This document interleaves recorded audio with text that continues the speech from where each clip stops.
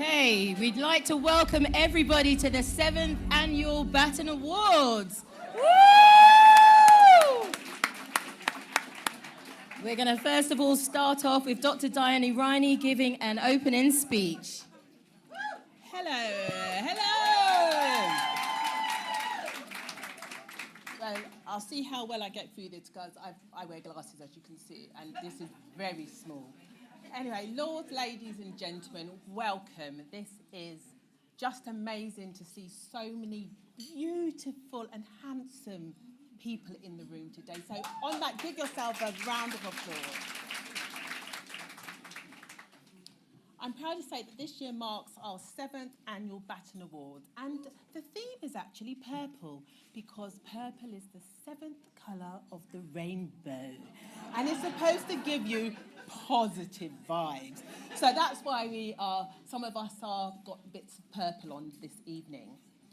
I'm deeply honoured, humbled and incredibly excited to be standing here before you tonight as the founder of the Baton Awards, because the power and the commitment of this community, which is all of you, is extraordinary. Diversity and inclusion, and more critically now than ever, is so important, and of why this award is so key. Sadly, I'm not standing here talking about the Americans' first female president, not because I might agree with her politics, but symbolically what she represents as a woman. From an ethnically diverse background who, like of us, has had to smash through the glass ceilings just to make the running. All of us here can relate to that journey in one way or another. That's what truly solidarity is all about, and that is a theme for this evening: power in solidarity. When my mum Caroline died, I pledged to do my best to honour her legacy of empowering women by paying it forward. She taught me and my sisters the true meaning and value of power in solidarity, and this is our theme, as I said, this evening. Your presence here tonight is power in itself. Now, I did have a very, very long speech, but as we need to stick to some sort of time, but what I would like to say is, you're not just here to celebrate all of us amazing women and some of our great allies in the room today, but you're here to raise money for a charity that's really, really close to my heart, SWIM, which is all around domestic violence. So every ticket purchase, all the sponsors, a lot of their money goes towards a charity.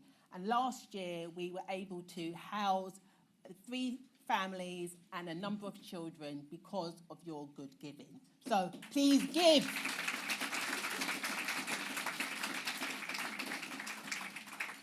You are the leaders in this space, and together we have enormous opportunity to lead the way. Without further ado, I'd like to wish you all a fabulous evening and hand over you to Sarita, who will give a few words. Okay, perfect. Thank you. So as Diane mentioned, our theme is all about power of solidarity this year. And we believe this theme is a great illustration of what the Baton Awards aims to achieve and how the power of solidarity can make us stronger and essentially go further. The Baton Awards, through annual awards and also smaller events throughout the year, aim to create a community of support and embracing our theme and amplifying our talented community, which is all of you guys in here today. Now, what I'd also like to say on behalf of myself and Serena, our other co-founder, we are just really happy to see so many familiar faces in here today, and also so many new faces, as so many people have supported us for our 7 years. So, moving on, because time is going past, I'd like to thank Emma Newell.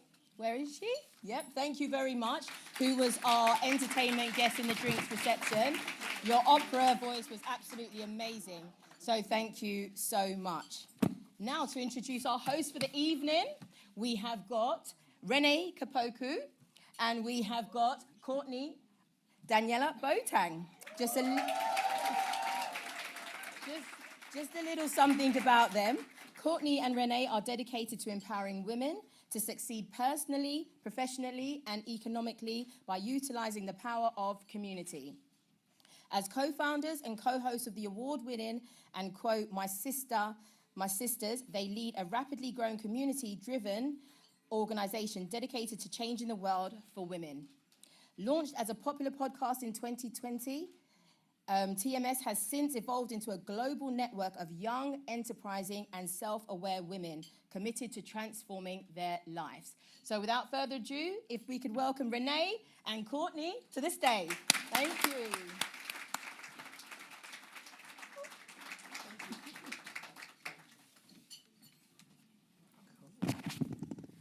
Good evening, everyone. How is everyone doing?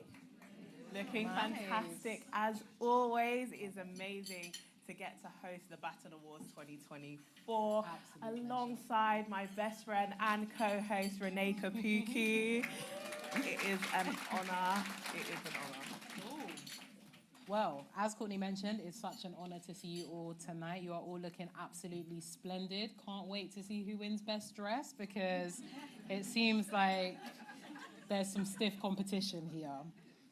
But we are so thrilled to have so many of you guys joining us tonight and recognizing the achievements of our inspirational women from diverse backgrounds.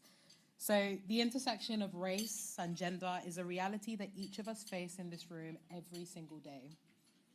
Black and brown professional women in England face an almost impenetrable concrete ceiling when it comes to career progression, according to from the University of Manchester and Lancaster University. Consultancy Utopia discovered that 59% of Black and ethnic minority women saying they felt they had to hide their true personalities at work. I could go on, but I won't, because we're here tonight to celebrate the women who have smashed that concrete ceiling and have risen above these statistics. The hundreds of nominations we received are validation of and testimony to our excellence. This year's theme, Power in Solidarity, highlights the incredible impact of women standing together. Tonight, we tell some very important stories of women whom, against all odds, have paved the way for others. Tonight, we're here to show that we are closing the gap, shifting the narrative and balancing out the equation. Tonight, we honor women breaking barriers and paving the way. Tonight, ladies, we celebrate us.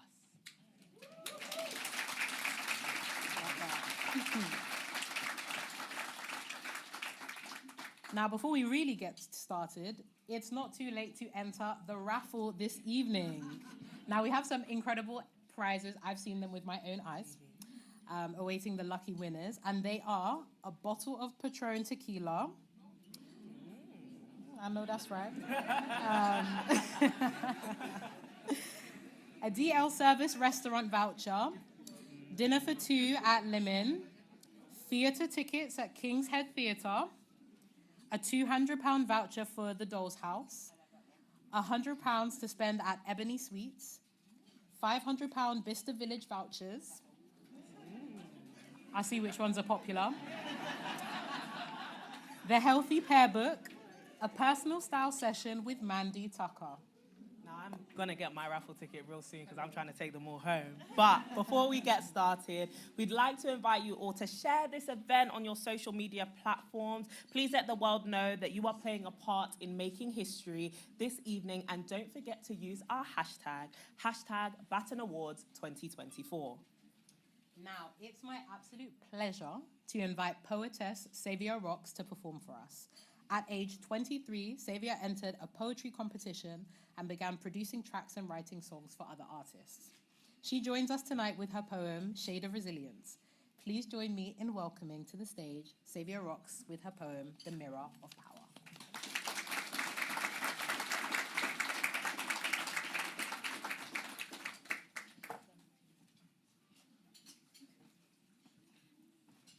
Hi guys, thank you so much for having me this evening. Every time I come on stage, I realise how short I am.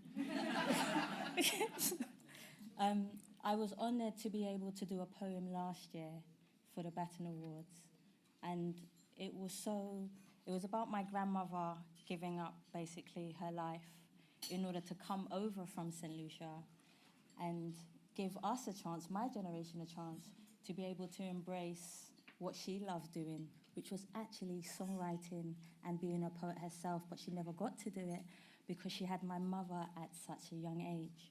So in honor of her, I love to be able to articulate my words in a beautiful way, to be able to tell stories and help impact other people's lives. So without further ado, I'll humbly say my poem to you.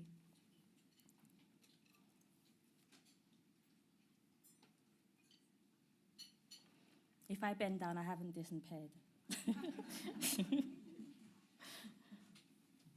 In the beautiful quiet, sunrising of the light, a mirror stands tall and calm in sight, reflecting your eyes, your face, and your ambient soul, a journey to a sanctified place that lives hidden inside, which you have untold. The mirror holds power, which is bright in you. Uncage your soul wild if you set it free. The world may rage a storm outside, but in your heart the truth subsides. Kindness blooms like a flower in spring. Together we can lift everything. Each act of love sends an emotional cast, a bridge to heal wounds from all of our pasts. From in each glance we speak in gentle words, the deepest power can be stirred. The key to change, it lies in you, in every choice and all you do. Look in the mirror and see it clear. The strength you need was always near. So stand with courage and hold it tight, your inner flame, your beautiful guiding light. For when you see your own true worth, you can change the universe. So embrace your history, carve it with a pen, share it with the universe until the very end. Your history is your power, and this is the reflection you see, which goes back generations who sacrificed their dreams and energy. No one can control your power unless you set it free. No one can take your power unless you give them the key. Thank you so much.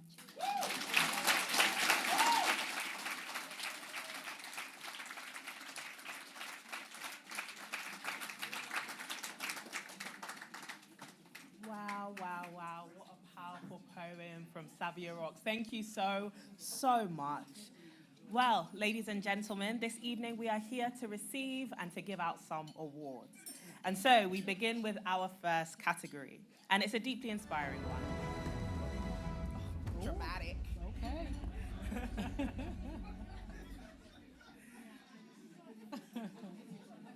Am I good to go? Oh, there we go. Ooh.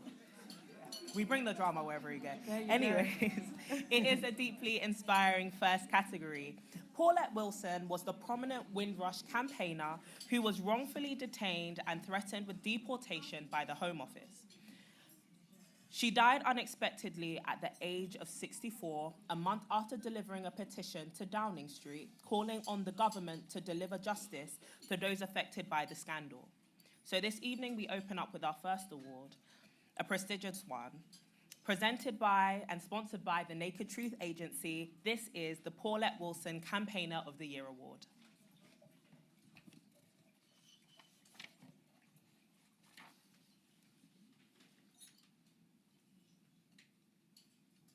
Chloe Davis.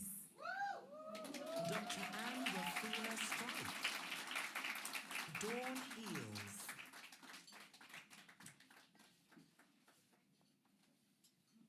Some truly incredible finalists. Starting off with the incredible Chloe Davis. So Chloe Davis is the founder and CEO of It Takes a Village Collective, a global hub for Black women in advertising, media, marketing, and communications. Recognized as a 2024 AdColor Rockstar and Leader, AWE The Future is Female winner, and IPA 2024 iList Industry Superstar. Chloe empowers underrepresented groups, particularly Black women, and LGBTQ+ communities. As a social impact consultant, she advises organizations on cultural strategy and inclusion. Dr. Anne Wafula Strike, a champion for rights and inclusion, a highly sought-after keynote speaker. She uses her platform to advocate for diversity, inclusion, and equality in all areas of life. As a sports champion and campaigner, Anne inspires audiences through her remarkable journey, promoting the values of perseverance and accessibility. Dawn Heals is a multi-award-winning fibroid advocate and campaigner, recognized as a Rising Stars Award winner 2024. Turning her 6-year battle with fibroids into a mission to empower and educate, Dawn began sharing her journey on social media in 2022 through her impactful series, My Fibroid Journey. Dawn is also the founder of the Guidance Suite, a not-for-profit organization providing safe, accessible spaces, both online and in person, for women to access information and support on fibroids and other womb-related issues. To give out the award this evening, our torchbearer for this category is author of The Best of England, Patrick Hutchinson.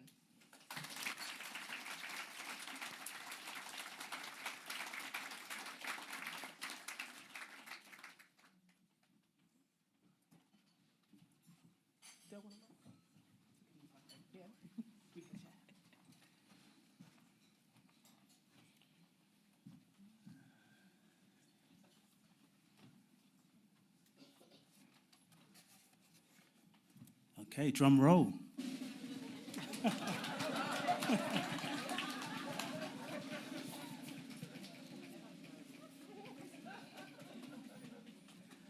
Dr. Anne Wafula-Strike.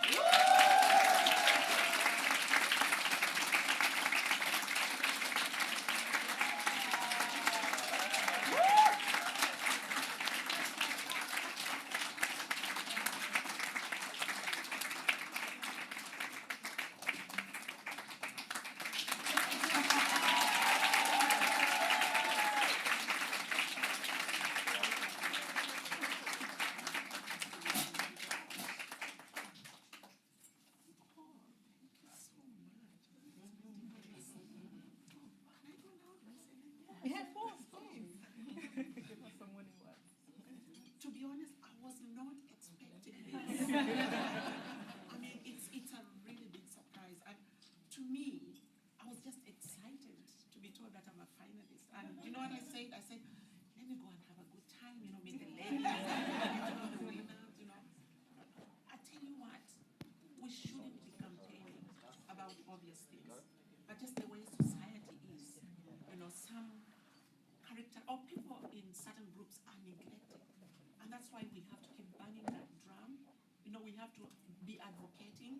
We have to make noise. Oh. Good evening, ladies and gentlemen.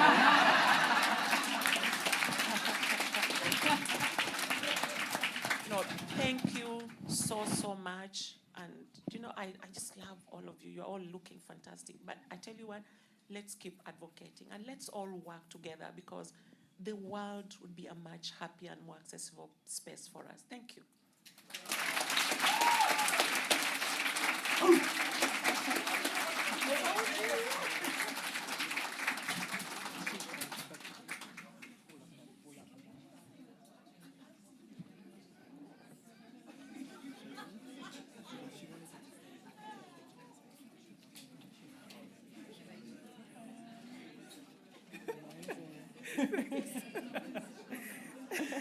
Incredible. Wow.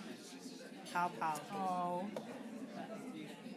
Another round of applause for Dr. Anne in the building. Congratulations, and please congratulations to all of the other nominees as well.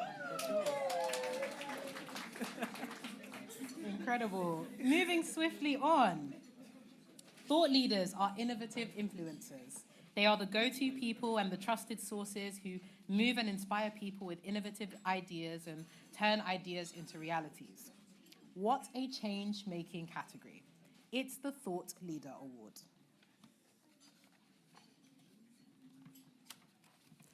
Asavari Moon. Bola Abisina. Priya Giuliani.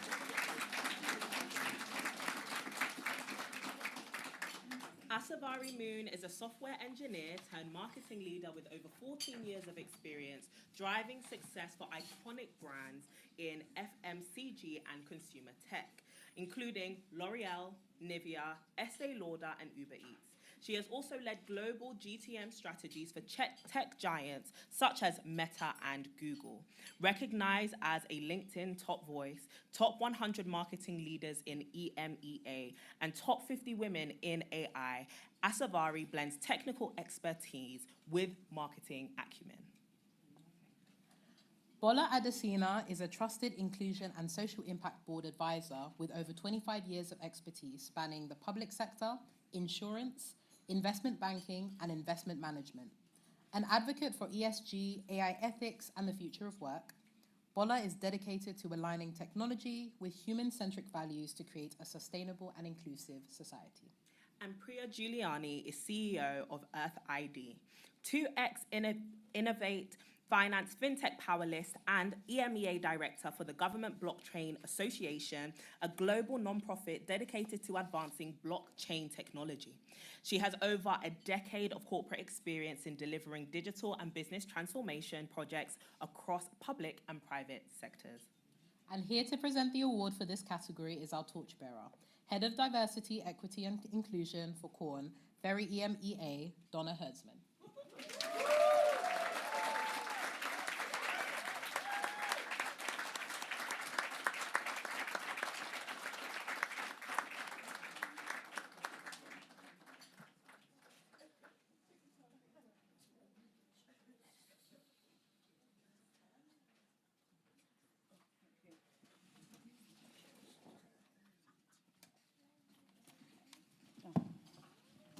So I just want to say before I announce the winner that this was an incredibly difficult category to judge. In fact, all of the finalists were so brilliant that I had to read all of their submissions 3 times and even start going on using AI to find stories about the things that they had done in their lives. And what's amazing about every single one of them is that they're leaning in to create the world that we want to be in tomorrow.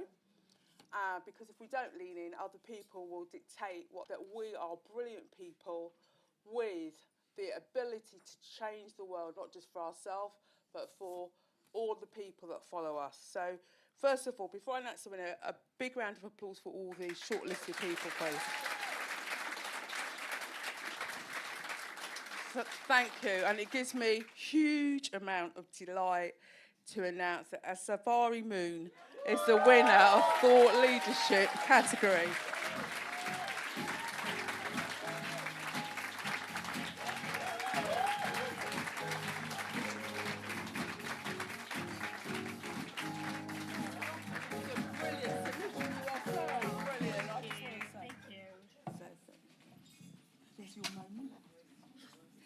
Thank you. Just like Dr. Anne, I don't have a speech prepared because I don't expect winning, but thank you so much. Thank you so much for this award. I'm honored. Thank you for the nomination. Thank you to the judges, and thank you to everyone who's coming here to support us. Honestly, I didn't intend to be a thought leader. I just shared my voice. I just shared things that I was very passionate about, and organically people connected with it. Maybe it was my personal experience or authenticity that really connected with people. But what I'm really passionate about is how do we bridge the gap so that all of us are able to utilize some of the assets that we're getting to do us. AI being one of it, I think the next few years is going to be for AI, and it's going to help some people to really have that level playing field, but we need people to be upskilled so they know how to use it. And at the same time, how do we make AI unbiased and represent us, the way we look, the way the world is? And that's something I'm really trying to bridge the gap on. So this award just tells me that I'm doing the right thing. So thank you. Thank you for this motivation.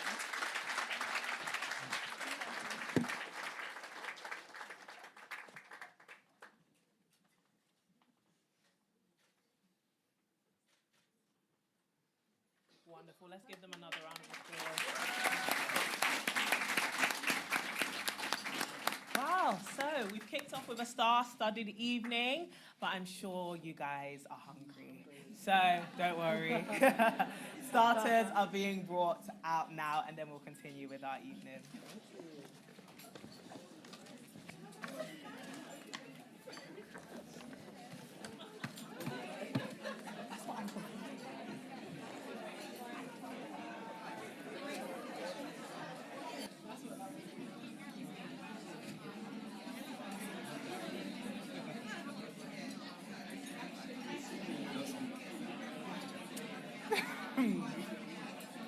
Good to go. Hey, they're fantastic. Well, ladies and gentlemen, we hope that you have enjoyed your starters and your meals. Don't worry, more food is on its way. We've been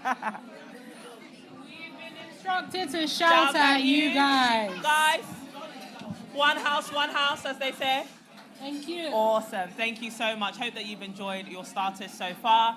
This evening is just getting started, and so we move on to our next award. What a year it has been for women in sports. The 2024 Olympics were the first in history to have an equal number of men and women competing. Thank you so much. It also had more mothers on Team GB than ever before. And a record number of medals and record breaking. This is an exciting category. It's the Sportswoman Award, sponsored by Dove Communication.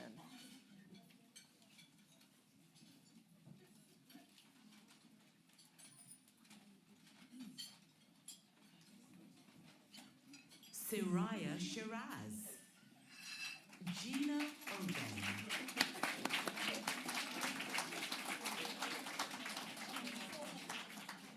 Alrighty, kicking it off with Vanessa Wallace. So Vanessa Wallace is a Paralympian. She's a keynote speaker. Give it up for Vanessa. And a professional development coach dedicated to empowering individuals and organizations. As a workshop facilitator and equity, diversity, and inclusion champion, Vanessa inspires others to embrace inclusion and achieve personal and professional growth. Her experience as a Paralympian fuels her dynamic approach to leadership and resilience, enabling her to connect with diverse audiences and foster meaningful change. Soraya Shiraz. Savia Shiraz is an award-winning sports presenter, host, and creative with expertise spanning football, Formula One, basketball, and tennis. Passionate about tackling uncomfortable topics, Soraya makes them accessible to diverse audiences. Beyond presenting, she is an accomplished producer, combining her love for storytelling and content creation to deliver compelling narratives. Gina Obeng is a fitness influencer, online coach, and personal trainer dedicated to inspiring others to lead healthier, more active lifestyles. Through her engaging online presence and personalized coaching, Gina empowers individuals to achieve their fitness goals with confidence and consistency.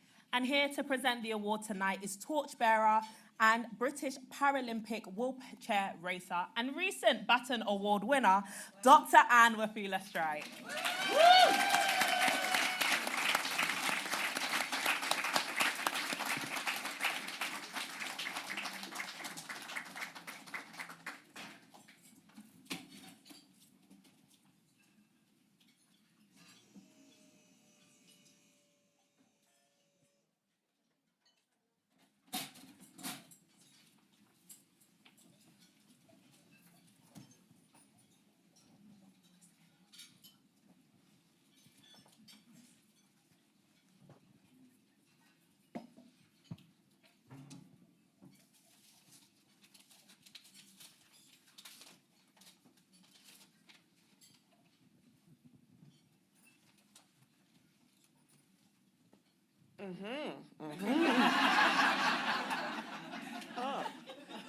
Drum roll. Do you know what? I'm getting used to this. From one Paralympian to another. The winner is Vanessa Wallace.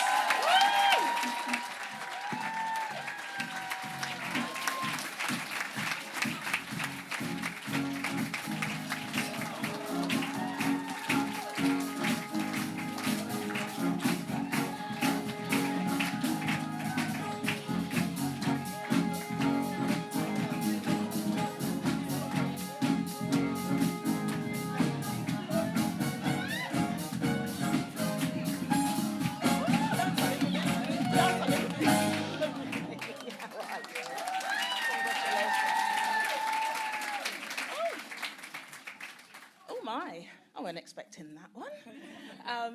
First of all, I've got to say thank you. Just thank you. I really, really was not expecting this. It is lovely to actually be up here and show a different face to Paralympics as well, just like Anne. Something I would always say, I started at the age of, apparently it's old, it's not old, 38. And my thing is always just say yes, as long as it's legal. As long as it's legal. But saying yes and being brave just literally changed my life. Say yes. And the other thing is support Paralympians. Find us, because my goodness, the support is appreciated and it's really needed. There's a lot of us in the Olympics. Let's see if we can balance it out and get some more Paralympians in. Thank you.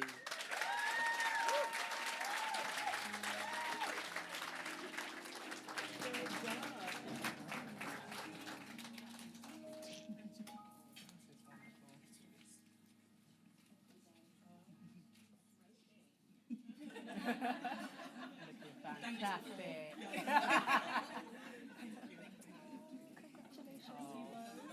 Congratulations.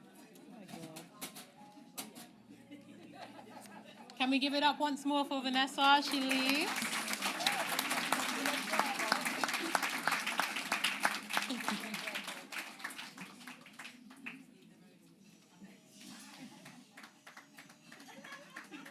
Beautiful.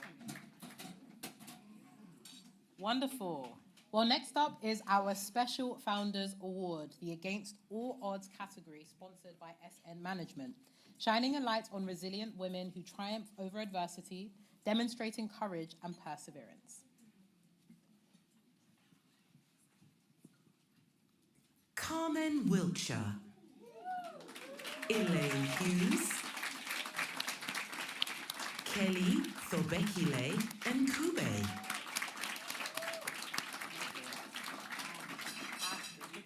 On the screen. Well, Carmen Wiltshire is an 84-year-old Windrush pioneer and selfless. Yes. And a selfless humanitarian impacting lives globally for over 60 years. At 69, she established the K. Roy Foundation, leading multifaceted sustainable projects across Ghana, Jamaica, and the UK.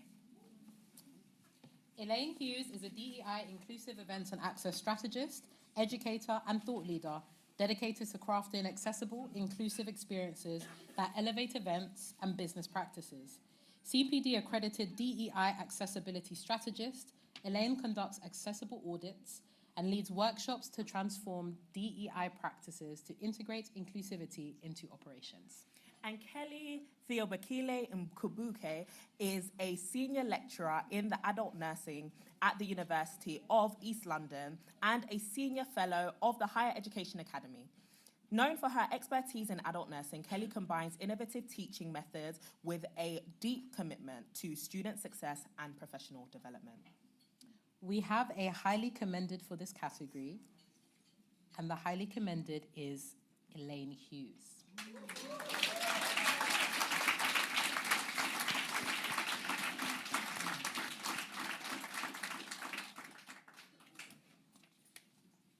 Now, here to announce the winner is our founder, Dr. Diane Riney.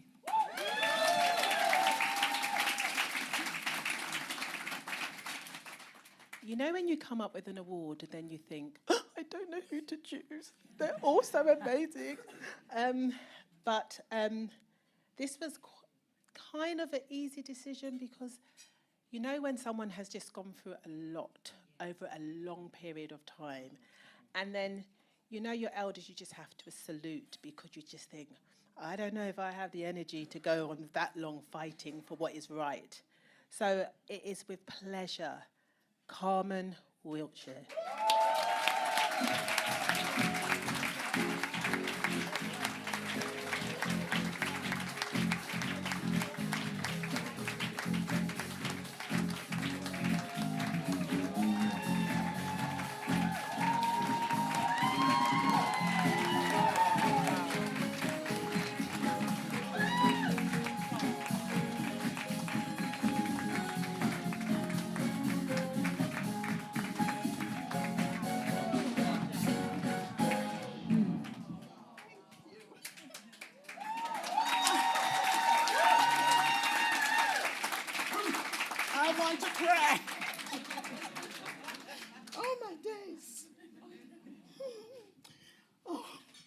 Let me say, praise the Lord.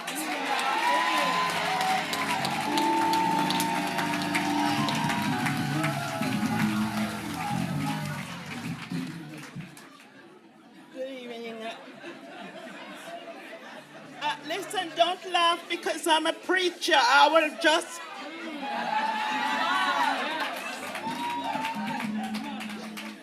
Thank you very much. I would like to say thank you to Diane. And first of all, well, I've said it already, I would like to give thanks to the Creator. Amen. And as a Windrush child, don't worry about the 84. You know, I love people. And because I love people in my heart, I just want to reach out to people. And so I was privileged, let me say privileged, to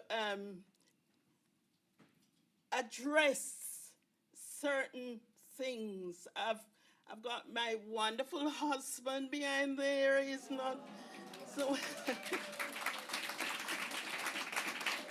I came here in 1990.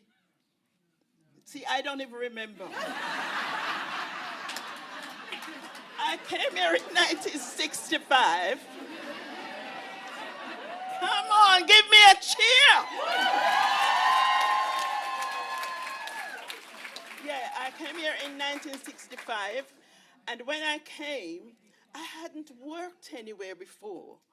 And my mother would not allow us to go out and work in Jamaica. I'm from Jamaica. And when I came here, I went straight into work. 2 weeks after I came here, I went straight into work. And I worked, and I worked, and I worked. And for those of you who are,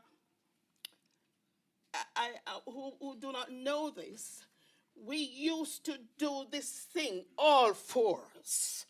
You know the all fours? You kneel down on your knee with a scrubbing brush, and you're cleaning up Britain. Amen. Yes, some of your parents have done this. And God has helped us to move on. We had three children. One was murdered. And God has helped us to go through all of that sadness. And then the Lord used me to do many things. It's a long story, so I'm not going to go. No.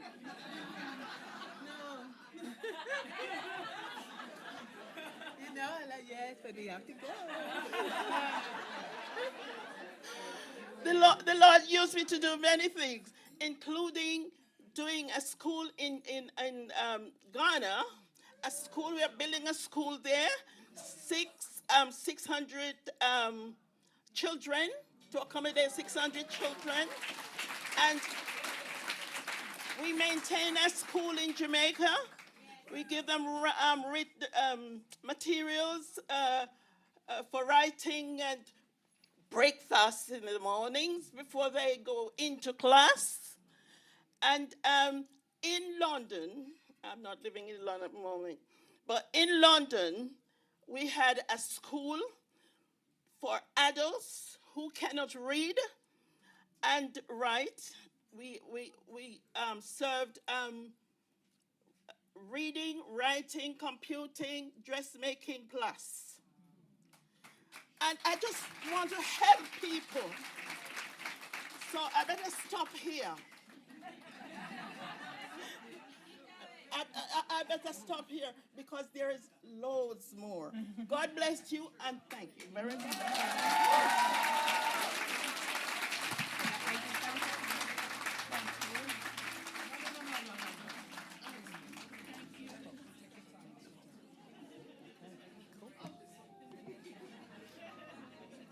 those are for mains, yeah.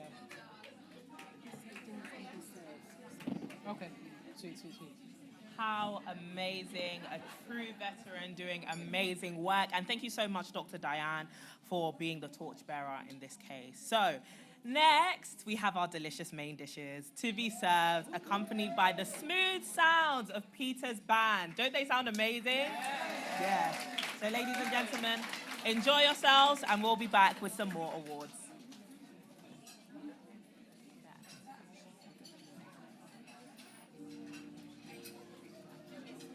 Ladies and gentlemen, as your food is being brought out, we are going to continue with the awards to make sure you can get home at a respectable time. Amen? Good. So, on to our next award. If we could just have a little bit of quiet, please, that would be awesome. Thank you, my helpers in the crowd. So we'll be moving on to professional services. So professional services help individuals, companies, or organizations accomplish tasks or meet goals. They are, if you will, the unsung heroes of business. That's what makes this category so very important. Next up is the professional services sponsored by the Black Excellence Network. Mensa. Kizzy Augustine. Wande Osunkoton. Colleen Mensah is an accomplished professional known for her strategic approach and dedication to delivering exceptional results. Colleen's expertise lies in managing complex projects, providing innovative solutions, and ensuring high standards of service delivery. Through her work, Colleen continues to empower organizations to achieve their dreams and thrive in competitive environments. Kizzy Augustine is the Health, Safety, Fire and Environment Partner at Michonne de Reya, based in the Holborn office in London. She is a member of the Health and Safety Lawyers Association and is also an executive committee member of the London Health and Safety Group. She has been described as a leading individual in the Legal 500 2021 to 22 and was voted one of the 15 most influential health and safety professionals by SHP. Wande Osuntoken is the Global Operations Head, Senior Director at Janssen, based in Dublin.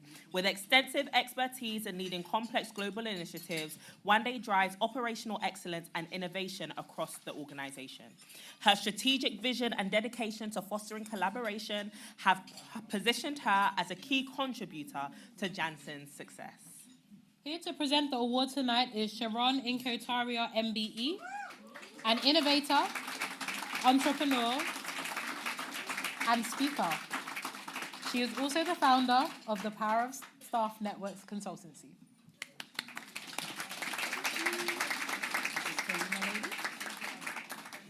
Good evening, everyone. It's an absolute pleasure to present this award today. I read through all the applications. Like Donna, actually, I read through them several times. And I was so inspired, and I decided that I would never be a judge again because it's just too difficult to make a decision. But a decision I did have to make, and I'm so proud of all the women who had nominations submitted today. Thank you for all you do and for inspiring me. It's wonderful. But there can only be one recipient of the 2024 Baton Awards for the professional services.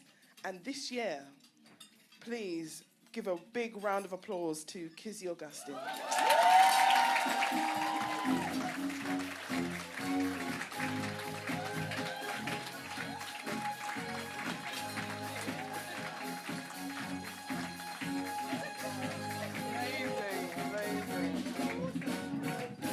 Stand here and do a little.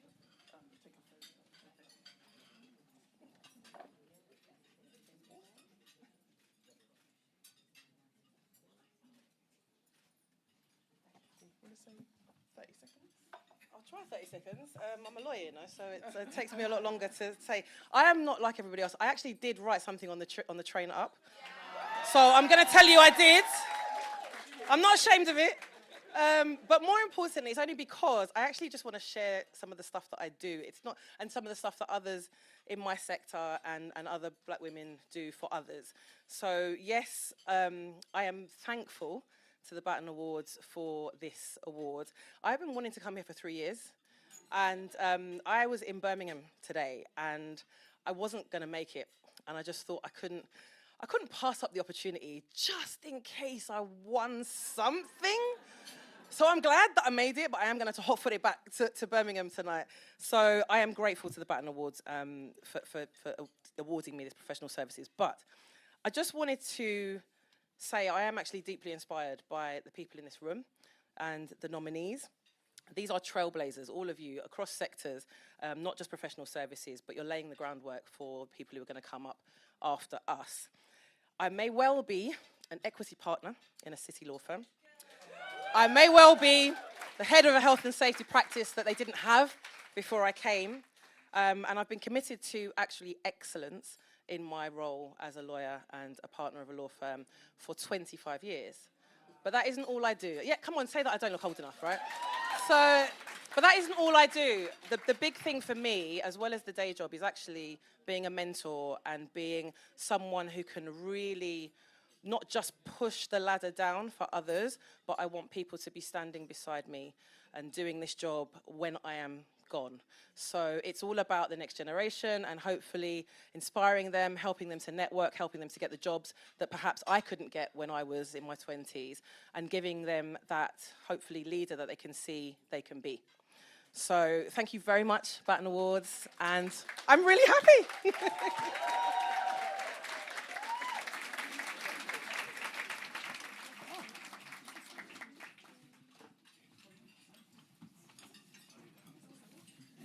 How wonderful. That is so fantastic. Amazing. So, next up is the Creative Industry Award. This category celebrates the innovative talents and contributions of women in various creative disciplines making significant contributions. Ramel Arif, Salisha Richards-Turney, Joginder Kang.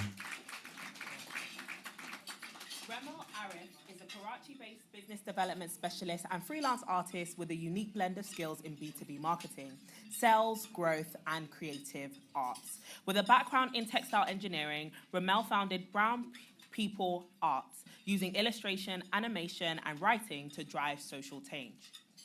Salisha Richards-Turney is a seasoned brand and marketing consultant with a proven track record at leading global companies, including Uber and Get Your Guide.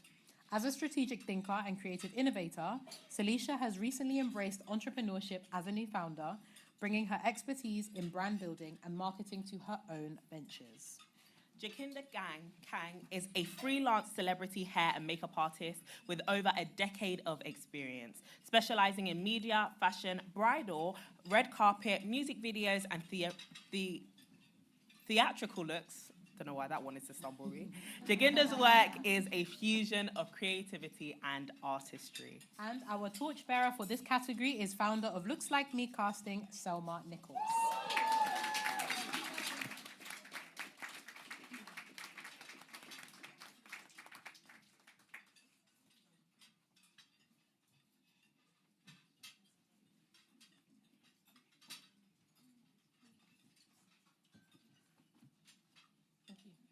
Hi everyone, good evening.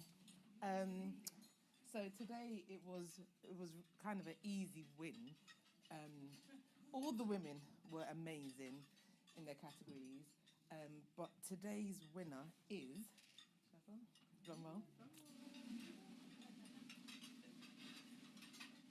Joginder Kang.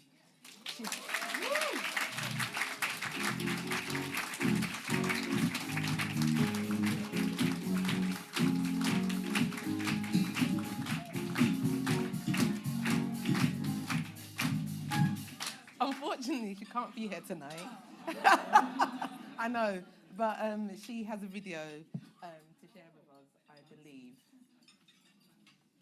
Hi everyone, this is Jogi Kang. I'm so pleased to be the winner for the creative category in this year's Baton Awards. It's an award I will cherish, thank you. I would like to say a special thank you to everyone that's voted for me. Thank you for all your love and support, I really appreciate it. Without you, I couldn't have done it.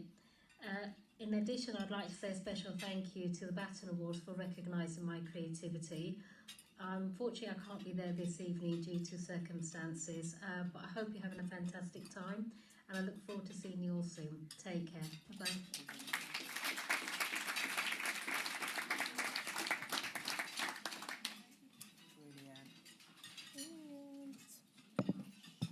Now, next up, we have the STEM category, which is sponsored by Smarter Homes Technology.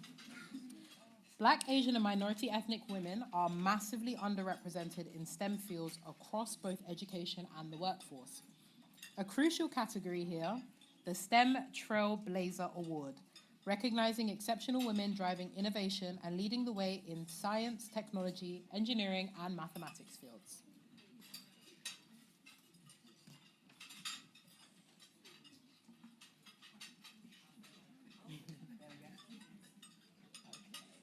Pamela Akule, Tololupe Owenibi, Faith Ida.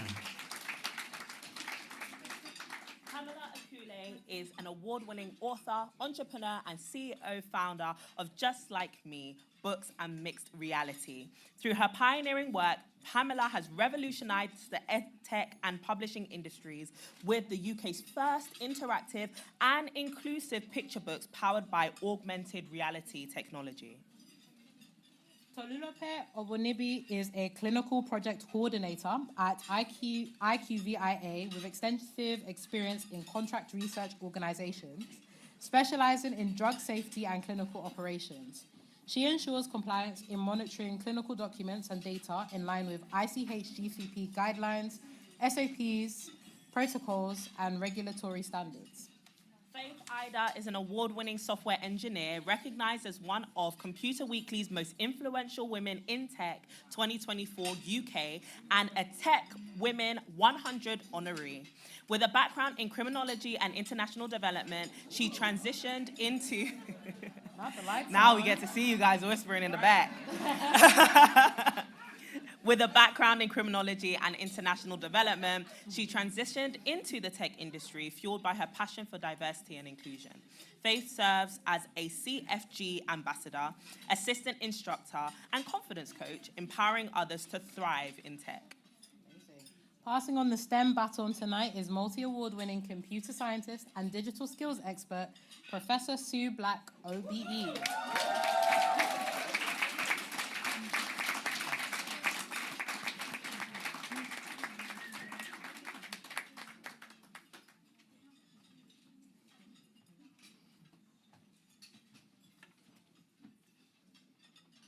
Hi everyone.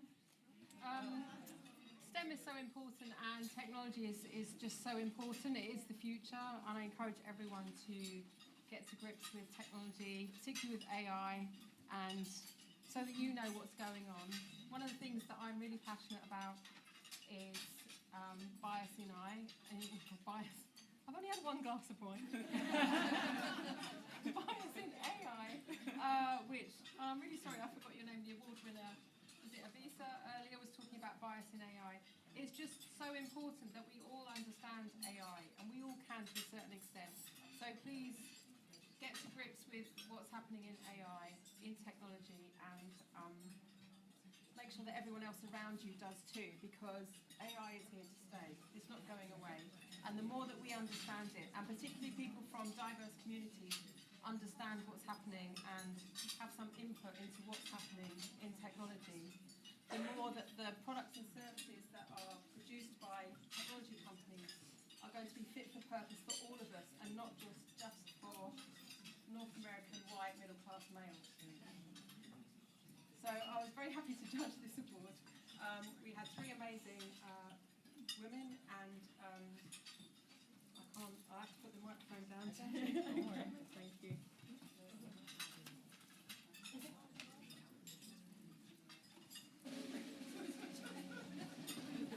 Thanks for the amazing drum roll. And so I'm delighted that the winner is Faith Ida.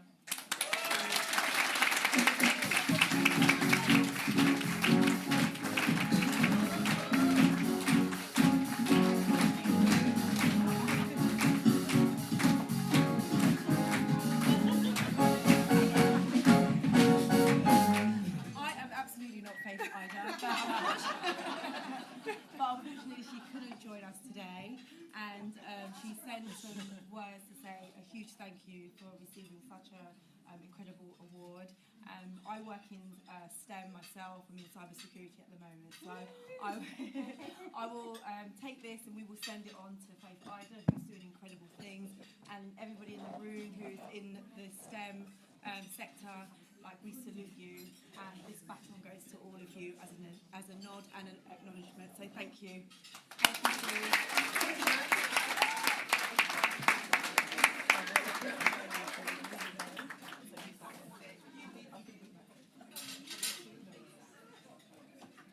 Amazing. So this year, we actually have a new category. I know, right? Suspense, suspense. The Emergency Services Award category. Sponsored by the Metropolitan Police. Hey, as they should. Very important, right.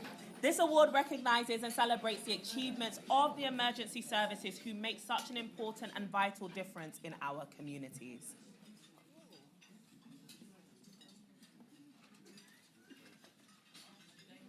Commander Charmaine Brenya. PC Stacey Trail. PC Justine Farrell. I love that. Let's put some respect on their names. Cool. So, Commander Charmaine Brenya is a dedicated professional in emergency services known for her commitment to serving and protecting communities. Charmaine's expertise includes crisis management, rapid decision-making, and community engagement, all underpinned by a focus on excellence and resilience. The amazing Stacey Trail is a dedicated professional in emergency services, committed to safeguarding communities and delivering exceptional service to critical situations. With extensive experience and expertise in crisis management, public safety, and emergency response, she plays a pivotal role in ensuring the well-being of those she serves. Justine Farrell. She is an accomplished police constable with 9 years of experience, recognized for delivering exceptional standards in quality, efficiency, and risk management within high-pressure environments. She excels in leadership, safeguarding, emergency response, crisis management, investigations, and community engagement. And here to pass on the baton is Deputy Assistant Commissioner for the Metropolitan Police, Rachel Williams.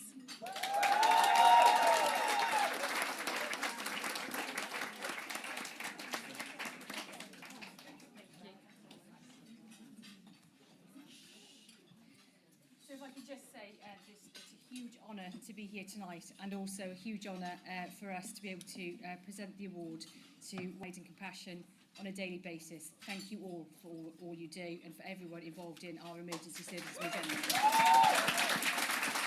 So, on that note, it gives me huge pleasure to announce the award winner for this evening, who is Stacey Trail. Well done.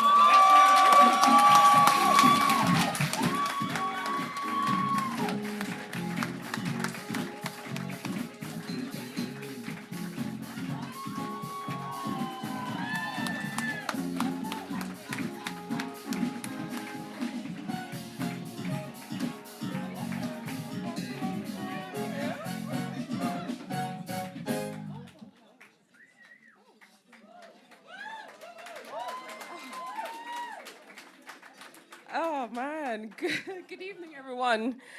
I was just honored to have been a finalist and to be here, really. I didn't expect this at all. So, where do I start? Thank you to my friend and colleague who nominated me. Luz, thank you. Oh my goodness. I really didn't expect this.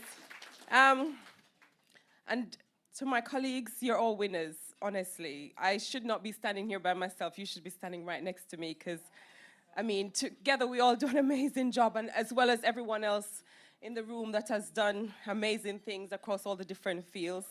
Wow, my parents, if they were alive today, they would have been proud. I mean, from the hills of Jamaica. Standing here, oh my goodness, I'm speechless. And thank you to the Baton Awards for allowing me to be here collecting this award. It means a lot. So thank you, thank you. Oh my goodness.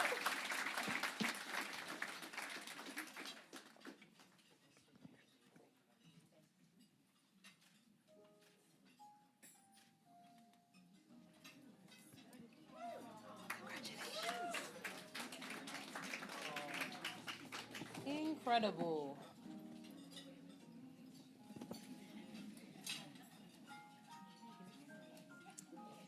Peter's band, are you trying to take us to church? That's really where this is taking us. Feeling the blessings. All right, so slight change of track for tonight, introducing our keynote speaker for this evening. It gives me great pleasure to introduce Cordelia Osewa-Ediae. She is a strategic DEI leader with over 15 years of experience, and she has been instrumental in shaping DEI initiatives at BT Group and beyond. Now, her expertise in developing talent and social mobility strategies has been impactful across various organizations, including National Grid and NSPCC. As operations director at a youth charity, she led significant employability programs, linking universities and employers. Cordelia is also a skilled coach, social researcher and writer, contributing thought-provoking insights on social mobility and equity. Her role as an RSA Fellow, mentor and vice chair of a school trust board further highlights her commitment to creating a fairer society and workplace. Yeah.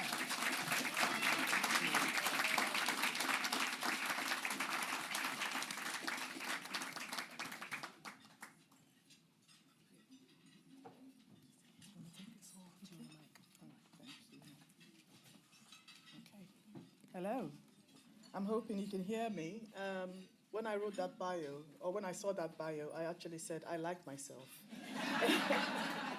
So Diane asked me to talk about the power in solidarity.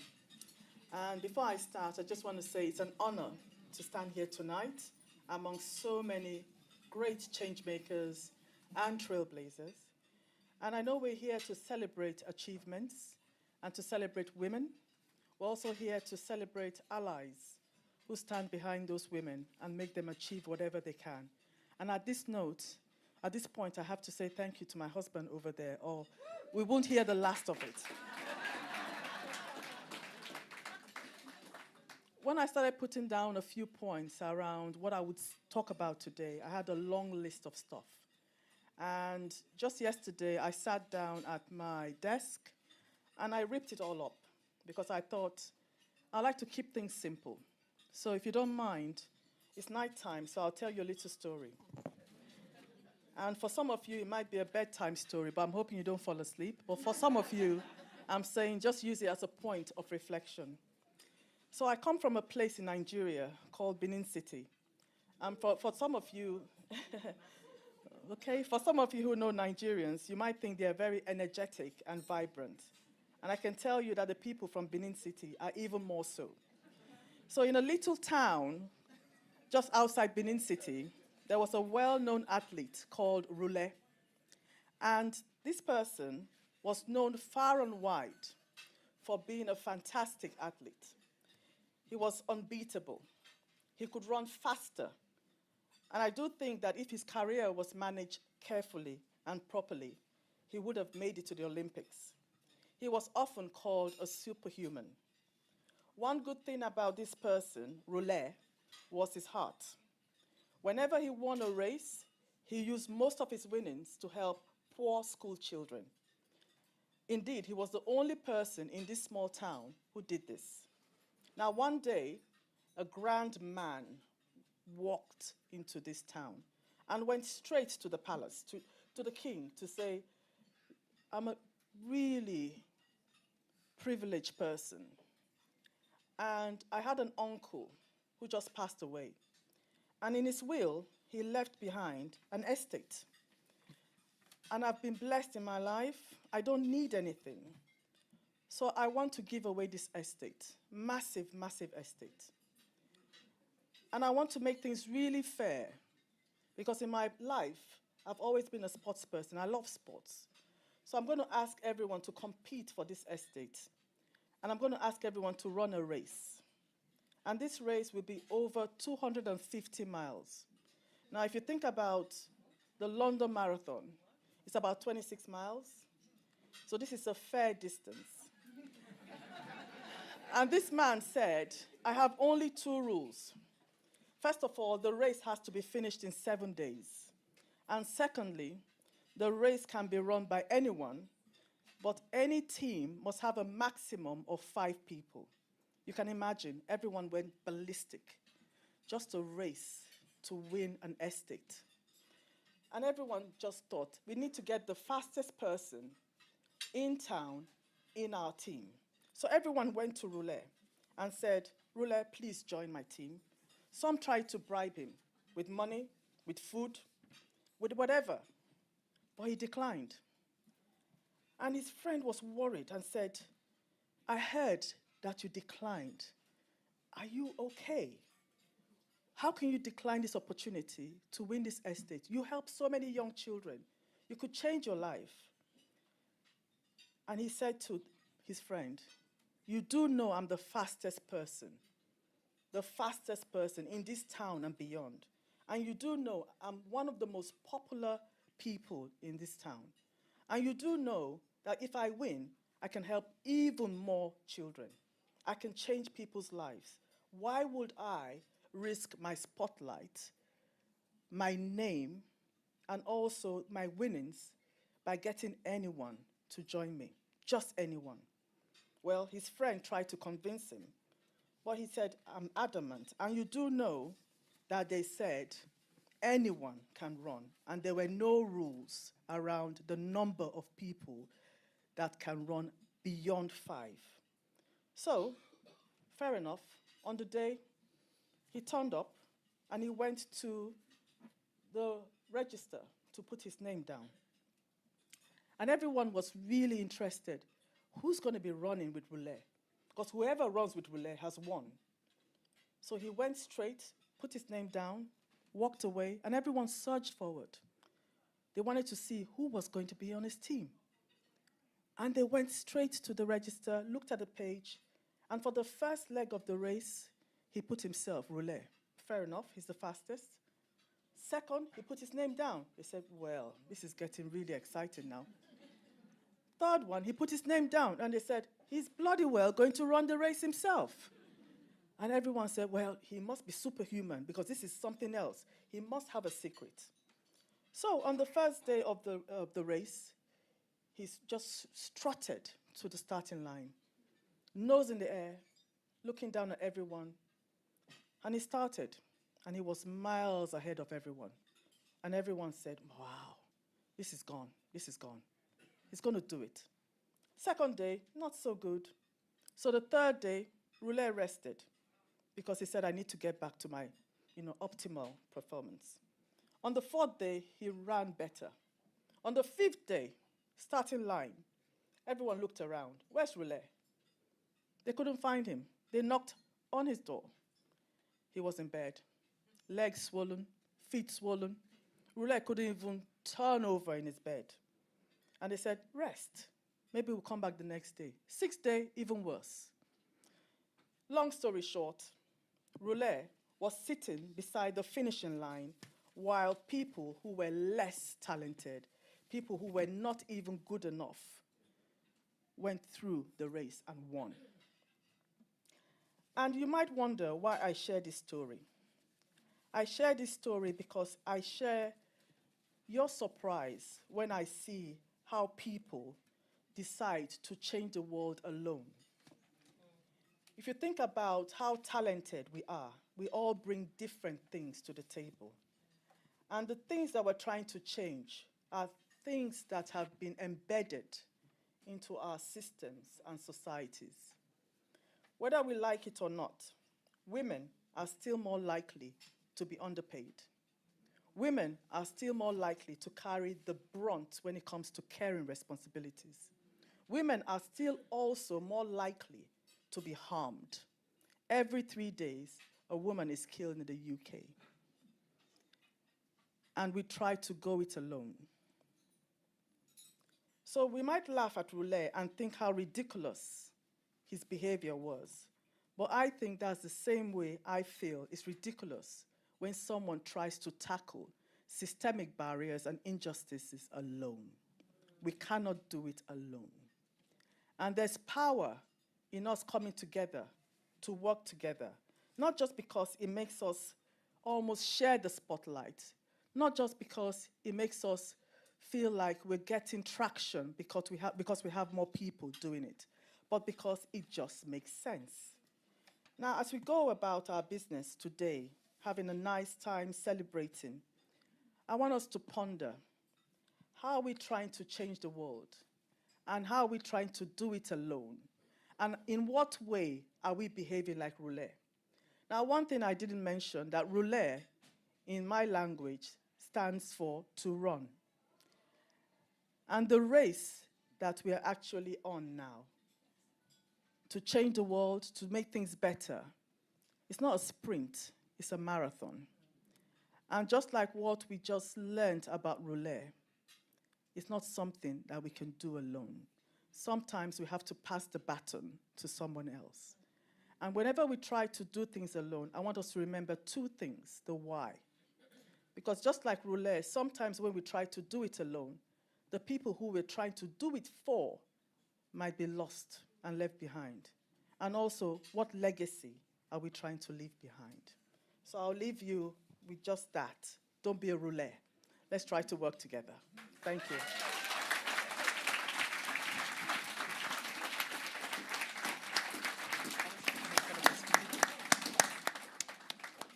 Thank you so much, Cordelia, for that. It was such an informative and inspiring speech. Thank you for drawing on your story, your background, and speaking so powerfully. You inspire so many, including myself. So well done. It's my pleasure to now invite to the stage our phenomenal singer, Lurine Cato, MBE.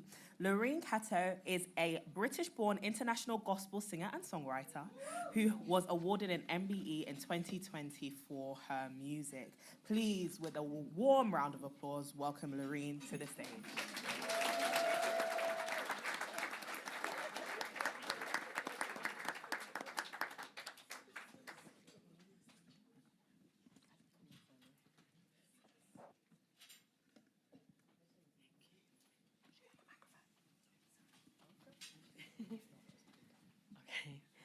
Good evening, everyone. I think Diana, where is she? Am I going blind? Is she out? Okay. She wants me to share a little bit of my story before I sing. Yes, I'm an MBE, but it came from things that I've been through in my life. I always share a little bit that when I was in my mother's womb, that's where it all began, because I was going to be her 9th child. Yes. And the doctor said to her, if you have this child, you're going to die. So you need to abort this child. And my mum, being a woman of faith, a mother in the church, she just ignored the doctors. And the doctors went as far as going to my mum's pastor and bishop, tell Mrs. Cato, she has to abort this child. If she has this child, she will die. And of course, I'm here, and she had 2 other children after that. Yeah, that's my mum. A woman of faith. So, I was always singing in church as a little girl. They used to put me on tables and chairs because they couldn't see me, but I had a big voice. And I sang, and I loved singing. I used to sing with my sisters and all that, sang on BBC Radio and all these kind of things like that. Sang with great people, used to come to my church, like the Clark sisters used to come to my church because we were part of the same organization and everything, and so many great artists. And I was going to get signed to a major label, which I'm not going to say who, at the age of 13. And they said, we want to sign you. And I thought, why should I be signed when all the pop artists end up in rehab? I said, you know what? I'm just going to get baptized and go to heaven. That's why. And I got baptized instead of signing. But something happened to me after I left that church that I was in. I was a youth leader, groomed me eventually, and molested me for years. Years and years and years and years. And as I was growing up in school, it was hard because, you're going through something that's crazy, and you can't explain to everyone because you just don't understand exactly what's going on. So I used to take it out on people at school. I used to fight the girls, and they got boring because they used to pull hair and scratch. So I used to fight the boys because my 6 brothers taught me how to fight. But I was in pain. I was broken. I didn't know it. You know, used to get excluded on report, everything. And they'd say, she's got so much potential. But I was in pain. But as life went on, I was still getting people, record companies coming to me to give me deals. Warner Brothers, loads of them used to give me deals, and I just turned it all down. And eventually I was doing backing singing for like Mary J. Blige, and I'm on Adele's first album, and doing stuff for Elton John and Kurt Franklin and Donnie McClurkin, and touring the world with Kylie Minogue, and being on tour with Destiny's Child and Luther Vandross and everybody, Mariah Carey, Justin Timberlake. I was living it, doing adverts, doing so much stuff, singing around the world, but I was still broken. I was still broken.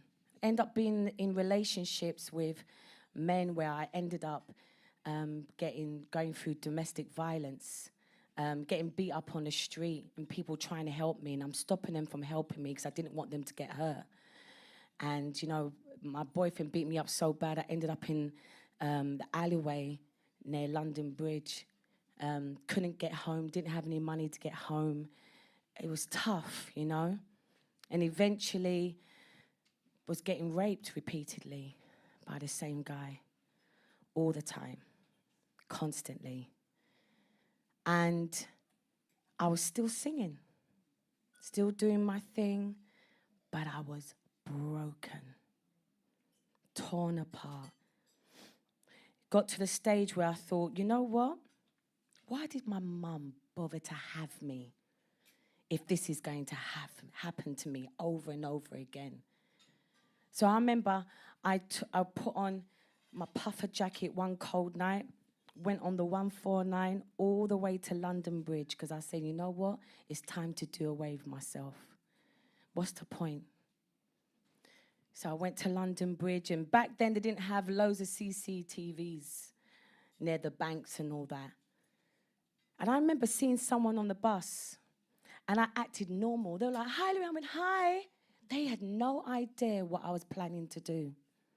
You know, sometimes we see people on the street and feel, oh, not today. You don't know what they're going through. You don't know if they need to hear something from you. But I acted normal. I was just chatting with them on the bus, like, yeah, it's cool, everything. It's great. Knowing what I was going to do. And you know what? I was like, yes, let's do away with myself. It's time. I'm rubbish. I'm nothing. I'm empty. All they want to do is abuse me. Why was I here? Why did my mum have me? And so I went right on the banks. And it looked like this. I was like this, right on the banks, ready to jump off. And as I was about to jump, I heard God say, if you jump, you're going to float because you're wearing a puffer jacket.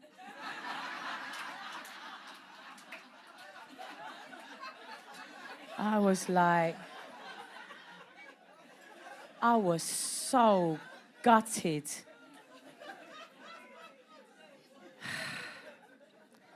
But it still wasn't enough for me, so I took tablets, I took stuff to kill myself, to get rid of myself. I just didn't want to live. Ended up in hospital, I just puked it back up. I just thought, this thing is not working because God didn't want me to go. And it wasn't until I had my 2 little children, and they were babies. I remember I left the music industry, I left it. I remember a big artist was saying, Lurine, you know, we will have a nanny for you, just come on tour. I remember Massive Attack, everyone remembers Massive Attack? They asked me to be their lead singer. They wanted to do stadium tours. I turned it down. Brand New Heavies, anyone remember those? They want me to be the lead singer for their... I turned it down. I turned everything down because I was too broken. I couldn't hide anymore. Makeup couldn't hide the pain. Everything, I couldn't do it. And I was at home in this 2-bedroom flat, damps on the walls. And I called out to God and I said, just make me a true Christian. I don't know how I said it. I didn't know how it came out. But I was done. And I needed my life to turn around. And I said, I've only got 1%. He said, I will work on your 1%. We'll just do it day by day. And he helped me. I'm sorry, I'm just telling my truth. Is that okay?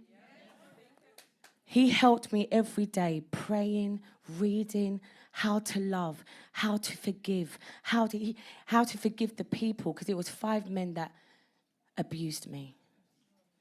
And I forgave every single one of them. And forgiving is not a feeling, it's a choice. And he taught me so much. And as time went on, and I'll be really quick now, as time went on, you know, I was getting counseling as well. And a lot of healing took place. I left the industry for 5 years.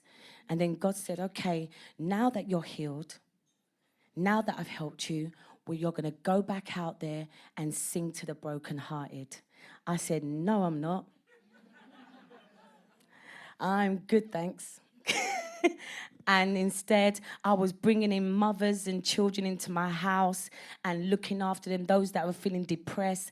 I make sure they're fine. I didn't have much money at the time, and I would just I would just eat everybody's scraps, and I would just take care of them and send them on their way when they got well. And God said, that's great, but that's not what I asked you to do. And after a few fights with God, I said, okay, then give me clever lyrics. Give me melodies that touches everybody. I don't care. I don't care where they come from, what nationality. I don't care if they say, I am a chair. I want these songs to touch everyone. And he gave me songs. And one of the songs that he gave me was You Revive Me.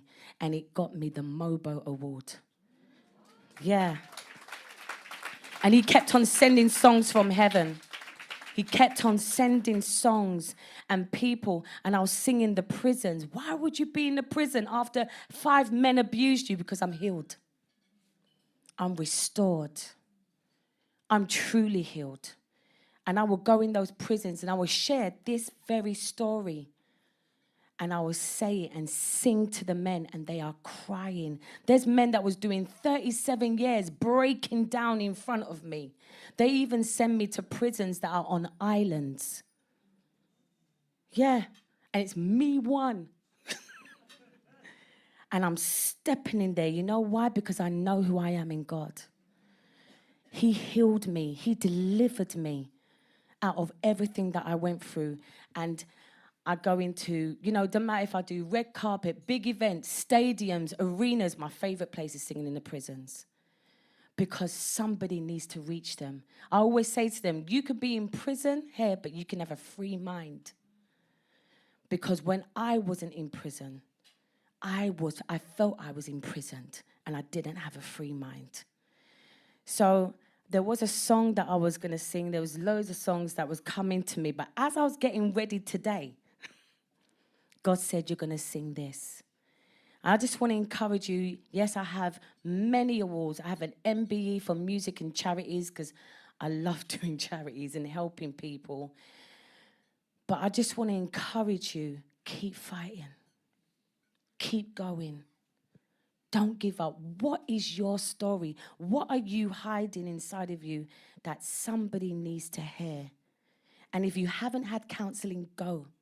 If you need to see a psychotherapist, go, because it will change your life. The enemy doesn't want you to see what your future will be. He wants to hold it back.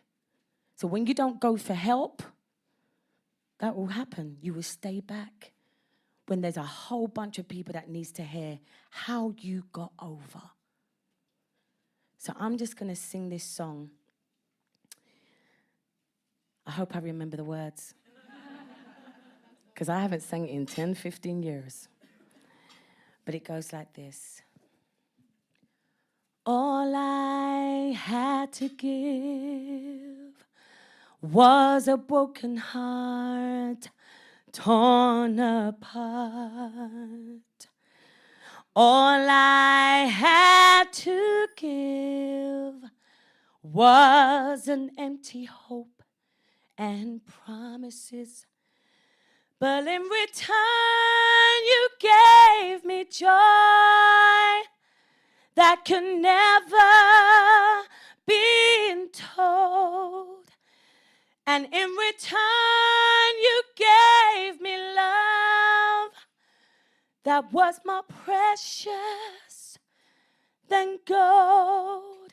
So whatever you have to give, you don't have to be ashamed. Just come as you are and present it in Jesus' name. For in return of a torn life, He'll give you life abundantly, and in return of a raging storm, the Lord will calm the sea. So whatever you have, the Lord will have so much more. So what do you have to give? Oh, but if you were like me, you didn't have a lot of those. Position or money, you didn't owe the wealth untold. But I'm glad you didn't look all the things that I had, but you looked all the things you were able to give me. Oh, but in return, He'll give you joy that is more precious than gold.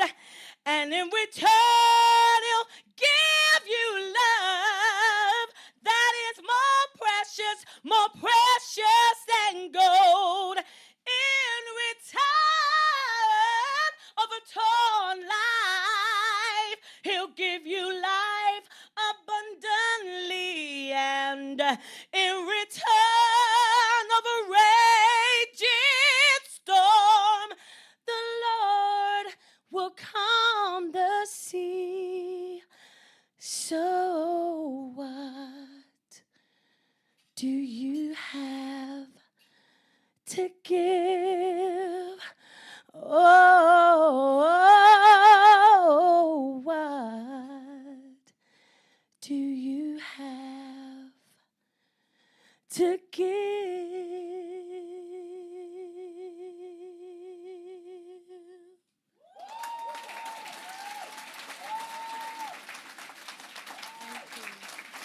God bless you.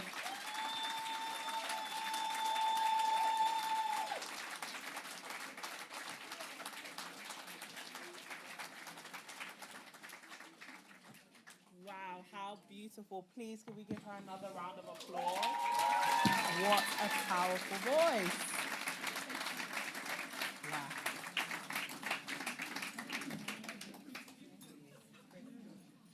Wow. Well, welcome back. As the saying goes, knowledge is power. The late Victoria Joseph came to the UK from Dominica in 1964 and spent years. I always feel like a BBC News presenter when the music in the back comes out. Anyways, without further ado, introducing the Victoria Joseph Services to Education Award, sponsored by the Antilles Network. Betty Joseph McIntosh. Georgina Cox.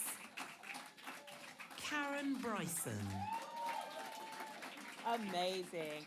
Betty Joseph McIntosh brings over 25 years of experience as a primary school teacher and trade union secretary, showcasing a versatile skill set in university libraries or as a personal assistant. Georgia Cox is an associate professor at the University of East London, where she leads the nursing associate and apprenticeship programs. Georgie has over 20 years of experience in higher education. Karen Bryson is an educationalist and BBC-trained broadcast journalist.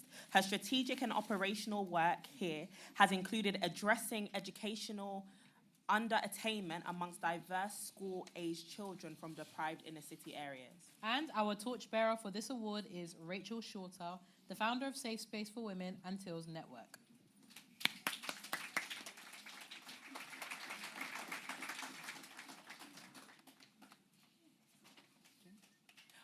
Sorry. The torch. Sorry, very bad at lip reading and sometimes reading real words. All is well. So, actually, the torchbearer for this evening is going to be the wonderful Anya James.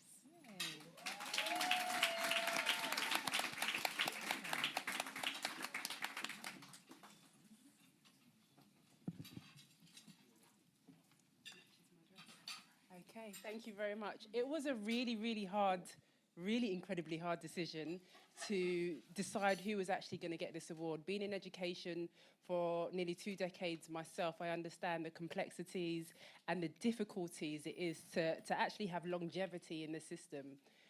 So really honoured to actually, can we get a drum roll as well, to announce today's winner, who is the amazing Georgina Cox.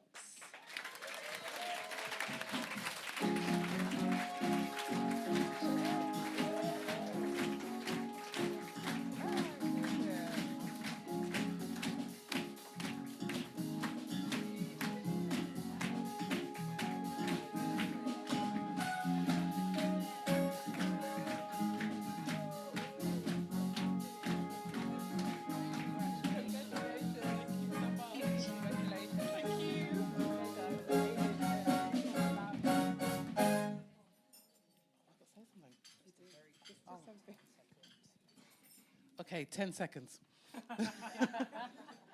Can I say thank you very much for the nomination? And I'm going to pass the baton. Thank you so much.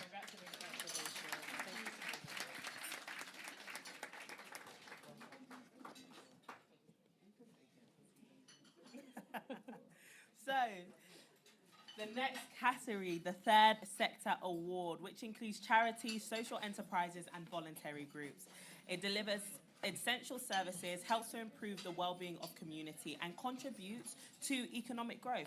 So here we are with the Third Sector Award, recognizing exceptional women making a positive difference in the non-profit and charitable sectors. This category has been sponsored by Strength Within Me Foundation. Eliza Ribeiro, Lucy Nkwanemi Njomo, Olivia King-Boateng.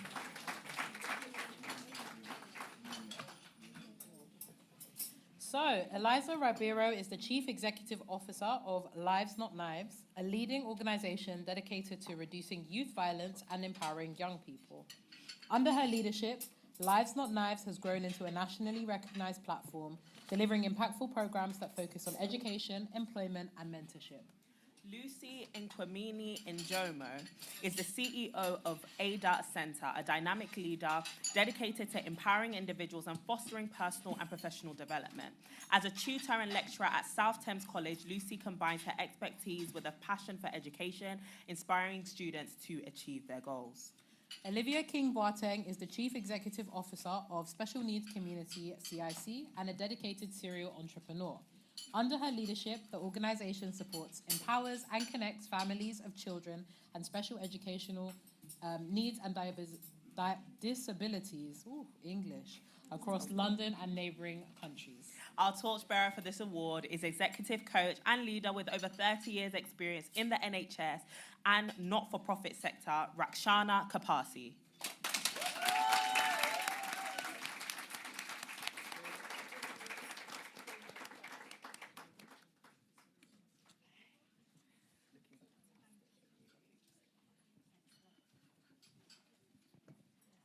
Thank you. Before I present this award today, because it's the third sector award, I just wanted to acknowledge some very special young people we've got with us today, who are young ambassadors from SEEN, which is a national centre for African, Asian and Caribbean children in Barbados. And they've started their charitable giving really, really young. And it's, the SEEN Centre is there to create a fairer future for children to achieve their full potential. So, thank you very much for being here.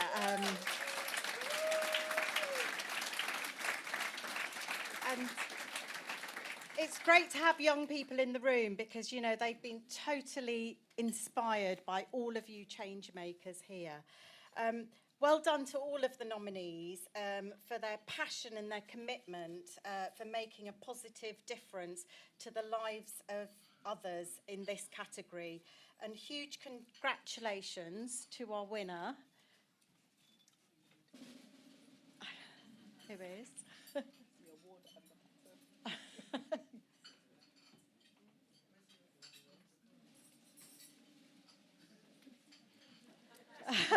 Just keep the drum roll going.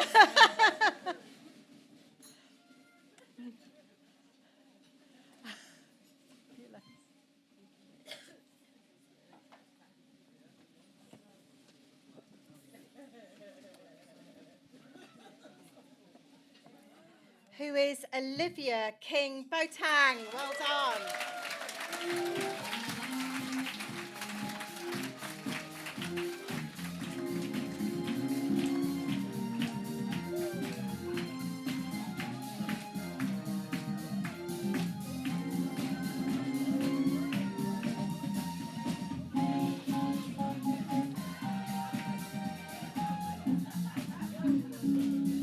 Olivia couldn't be here today, but there was supposed to be a video. She wanted me to let you know that she's a... Hello everyone, this is Olivia. I'm sorry that I can't be with you for this amazing evening. Thank you so much for my award. I was born to do social enterprise and serve my community, so to get an amazing award for doing something that I love to do is an absolute bonus.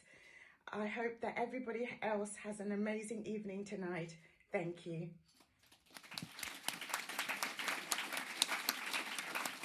How wonderful. My namesake, fantastic, so family.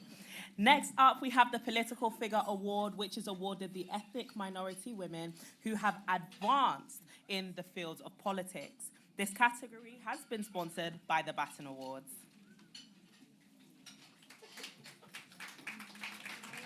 Anne Whitehead, Natalie Gasson-McKinley, Sharon Thompson.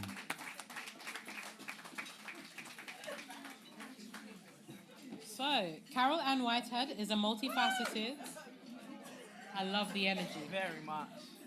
A multifaceted professional specializing in heritage operations, publishing, and events. As Chief of Staff and Committee Chair at the Portico Library and Deputy Chair of the Chartered Management Institute Women Board, she is a BBC Radio Manchester contributor discussing global current affairs and hosts the Whitehead Files interview series. Natalie Gasson-McKinley is a dynamic leader dedicated to driving the growth of small and medium-sized businesses and addressing disparities in financial services. With expertise in economic development, policy, strategy, diversity, equity, and inclusion, Natalie has made a significant impact in her field. Her contributions were recognised with an MBE in the New Year of 2023 honours list for services to business in the East Midlands and economic growth. Councillor Sharon Thompson serves as Deputy Leader and Cabinet Member for Economy and Skills at Birmingham City Council and as Deputy Mayor of the West Midlands Combined Authority. Sharon's leadership expertise spans project management of innovative programmes, including collaborations with EU partners and advocating for community-driven change. The highly commended for this category is Councillor Sharon Thompson. And here to pass the baton on is British Labour Party politician Belle Riviera-Addy.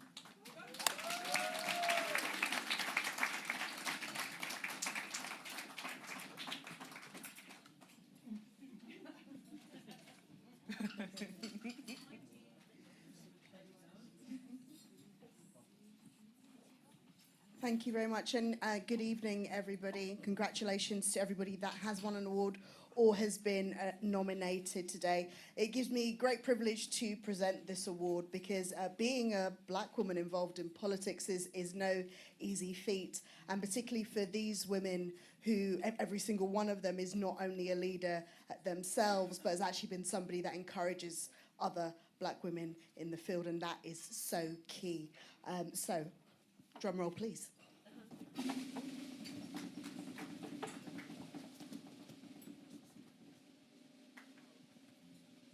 And the winner is Carol Ann Whitehead.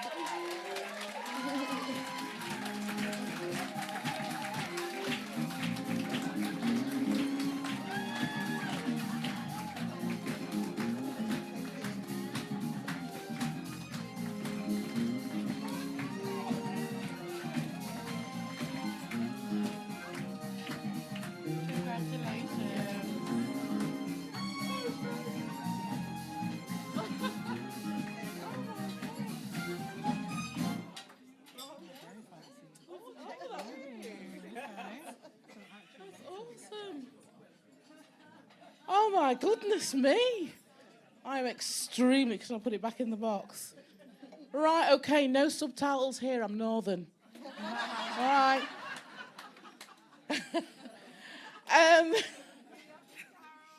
Oh, thank you so much.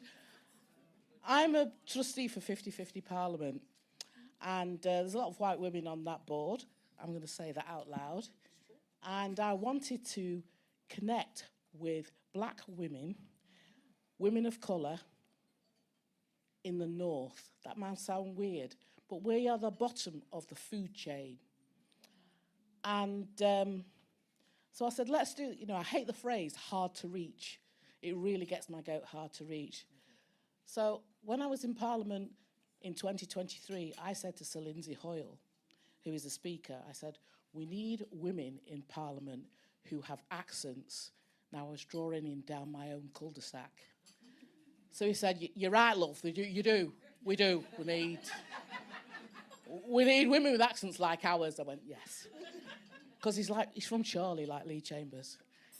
And so I said, but also, I don't think you can resonate with this, Sir Lindsay. We need women of colour in the council chambers and in the corridors of Westminster. And he went, well, if anyone can do that, you can do that. So I said, I will. He said, I'll endorse you. So I went back for him for a quote when I did a funding application.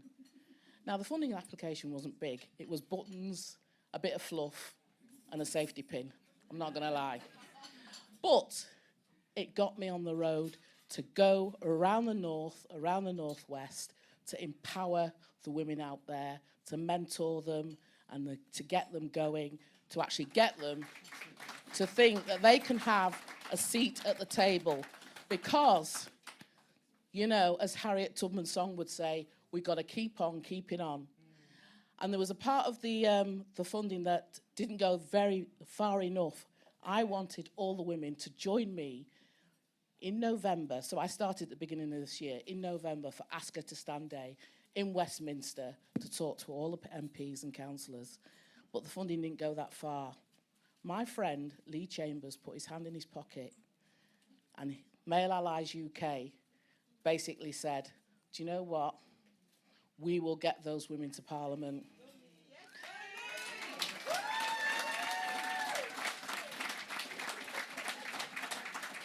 And even though Lee couldn't be with us at the beginning of last week, on the 18th of November, when I basically, it was great. It was like a movement. It was like an invasion into the Great Hall, the Palace of Westminster, with the northern women, Muslim women, Christian women, black women, Asian women, and also a woman that has escaped North Korea, now living in Manchester, and she was there, and she went, because of you, I am here. Because you've empowered me, I am here. I've got a necklace on that says Queen. It means Queen Maker. Thank you. You are great. If you want to go fast, go alone. But if you want to go far, what do we do? Amen.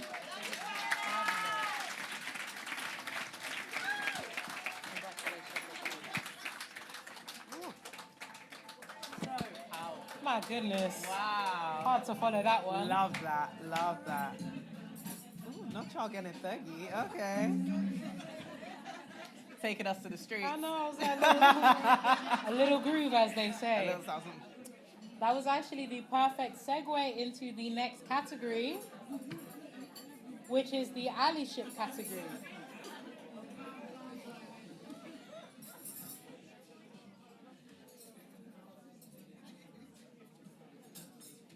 I feel like everyone is fixing for dessert right now. That's why everyone's...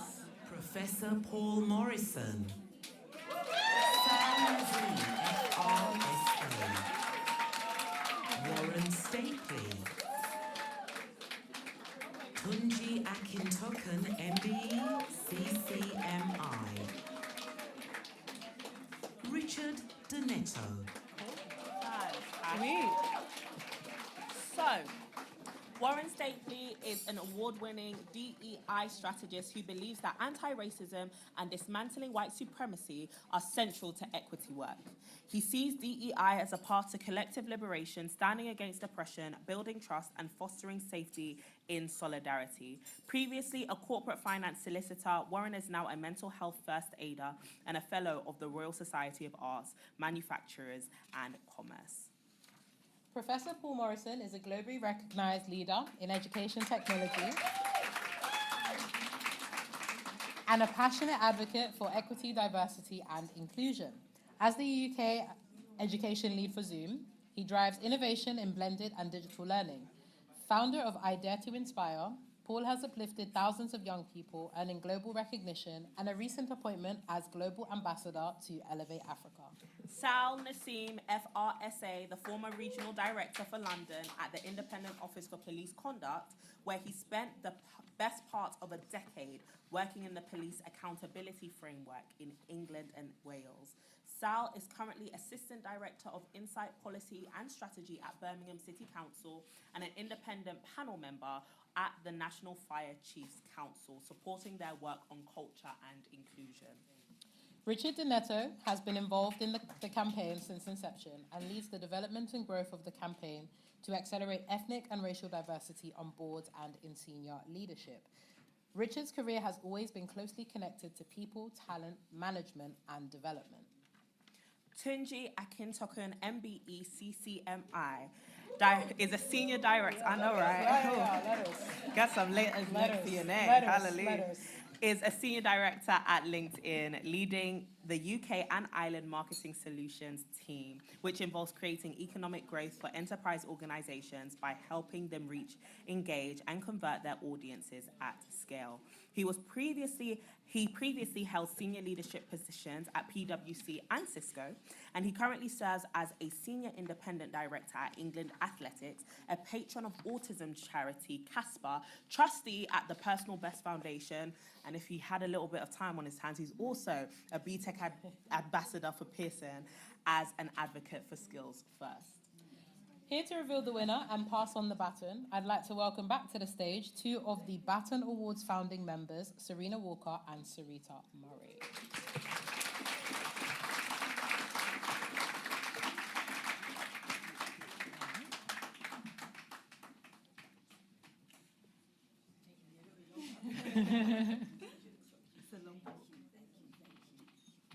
So the Allyship Award, we introduced this last year.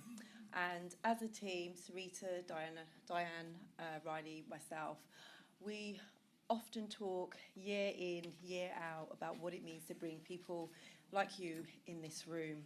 And we know that we can't do this by ourselves. And allyship, male allyship, is actually very essential. So when we're not in the rooms, we're not at that level yet, they need to advocate for us.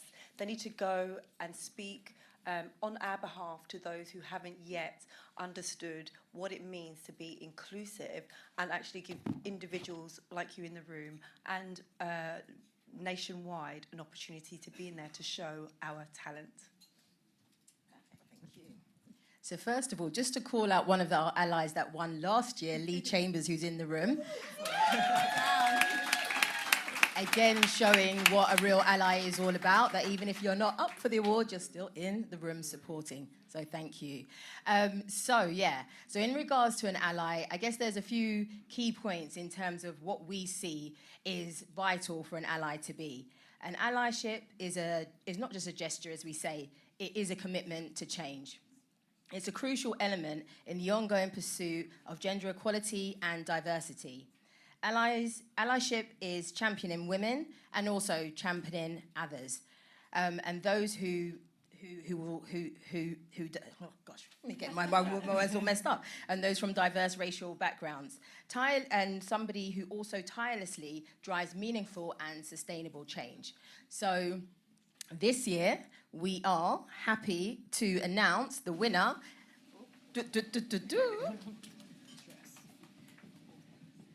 And the winner is Tunji Akintokunen. Woo!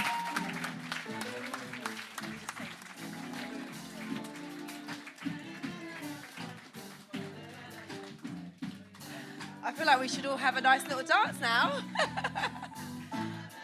Okay, so unfortunately, Tunji could not be here with us tonight. But before we move on to the next point, just echoing what Sarita said, I want to do a round of applause for every male ally in this room.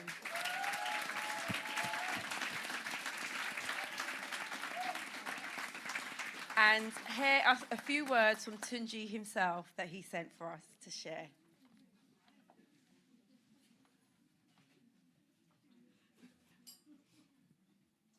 Good evening, everyone. I hope you're enjoying an inspiring evening at the Baton Awards celebrating amazing women from diverse racial groups. Although I'm unable to be with you in person this evening, I'm incredibly honoured and humbled to accept the Male Allyship Award among several worthy nominees this year, including Paul, Warren, Sal and Richard. Thank you to Diane, Sarita, Serena, Daniela and the Baton Awards team for recognising the importance of male allyship in the fight for gender equality. This award is not just for me. It represents the incredible work of women whose stories, challenges and triumphs have inspired me to take action, as allyship is not just about words, it's about showing up, creating spaces for others to thrive, and ensuring that barriers are broken, not reinforced. This recognition reminds me that there is still so much more work to be done, and I'm committed to continuing this journey. I'd like to dedicate this award to my late mother, whom the Allyship Charitable Trust was set up in her memory, and it continues to provide over 80% of its scholarships, bursaries and grant funding to females from diverse racial groups. Thank you and have a wonderful evening of celebration as we continue to build a world where gender equality for diverse racial groups is not just a goal, but a reality.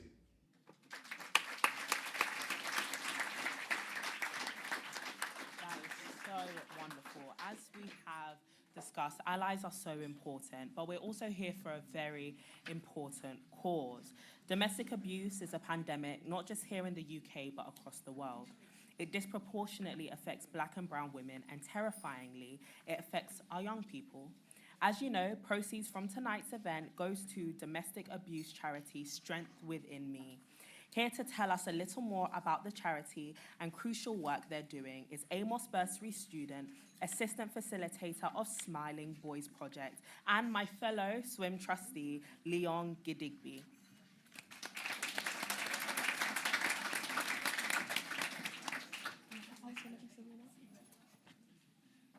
As you can see, I'm not Leon.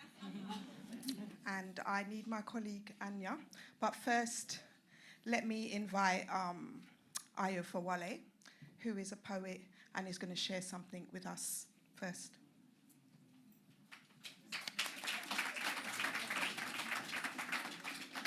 Good evening, everybody. A little bit daunting.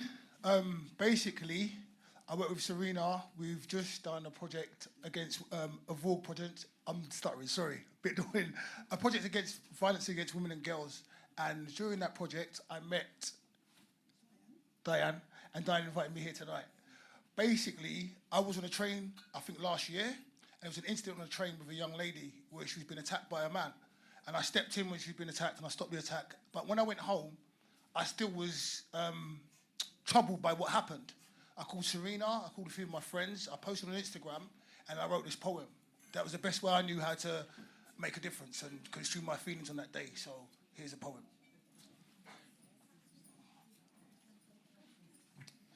I refuse to tolerate any kind of sexual aggression towards women. It's misogynistic, it's unscrupulous, it's disgusting, it's revolting, it's sickening. It's repulsive and appalling. And I call on all men. Stand tall, real men. Speak up. I don't give a if it's your brother, your dad, or your son. Someone you don't know, your cousin, your friend. If they abuse women, it's over for them. It's done. If they need help, then help them. This needs to end. It's abominable. It's awful. It's creepy. It's nasty. The fact that women endure this in so-called modern society, words escape me. Thousands are subjected daily. It's wrong. It can't go on. I see it and it's on. Make one wrong move and you're done.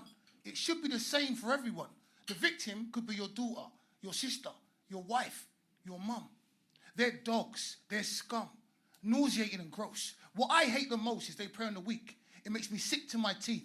Hiding beneath the silence and fear. No more is clear what all have to do to prevent more innocent souls going through such ordeals. Stand shoulder to shoulder.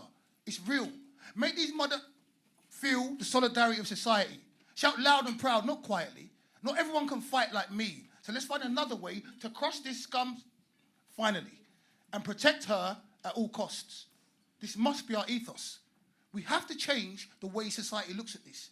Predators are taking the Weinstein, Epstein, R. Kelly, P. Diddy. Some are related to the Queen. People I used to idolize on telly. Just listen to this list. And these are the ones we know about. Things have to change. We have to root this cancer out. Protect her at all costs. It's the only agenda on the list. Thank you.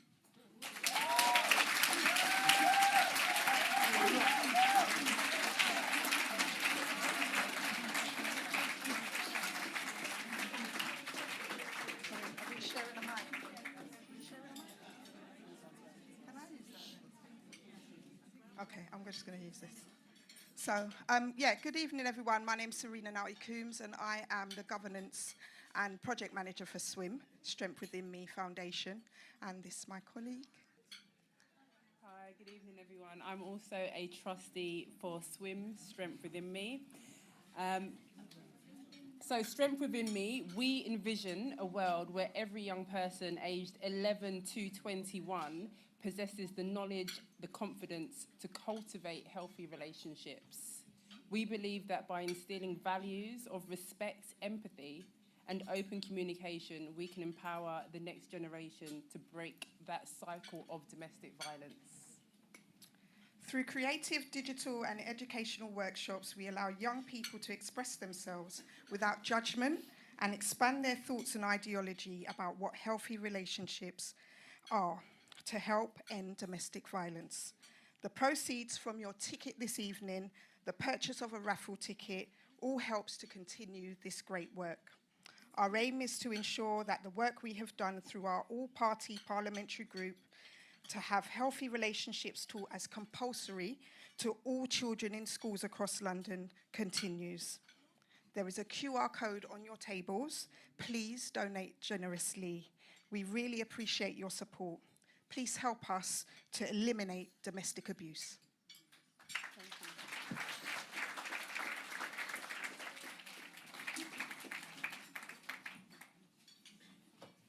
Thank you so much, Serena and Anya, for very inspiring and informative insights into the work of SWIM.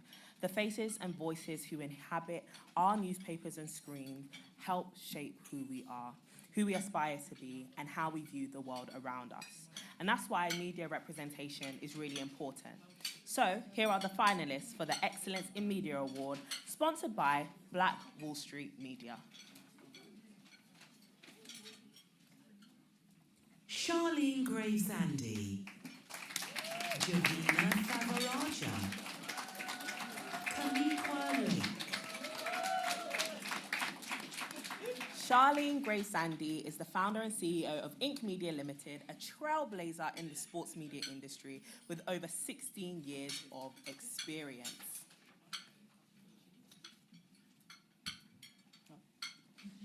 Giovanna Favaraja is the founder of Scientia News and a passionate advocate for science communication and STEM education. Giovanna combines academic excellence with a dedication to inspiring others. And through Scientia News, she leads a team of 55-plus volunteers across the UK, creating opportunities to showcase their talent while providing free resources globally. Kamika Lake is the founder and CEO of Colder, an award-winning PR and marketing agent consultancy and a recognized leader in the communications industry. Here to announce the winner is renowned British radio presenter Angie Greaves.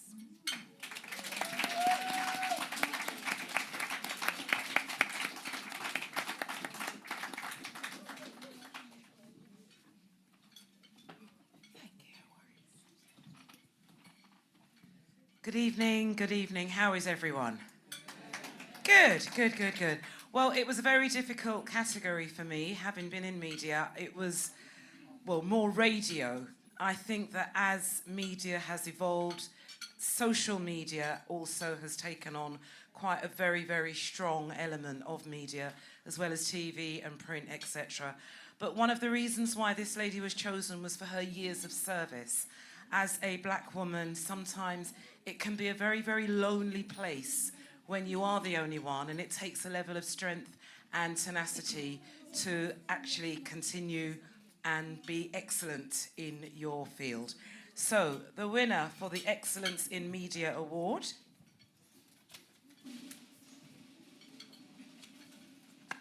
goes to Charlene Gray-Sandy.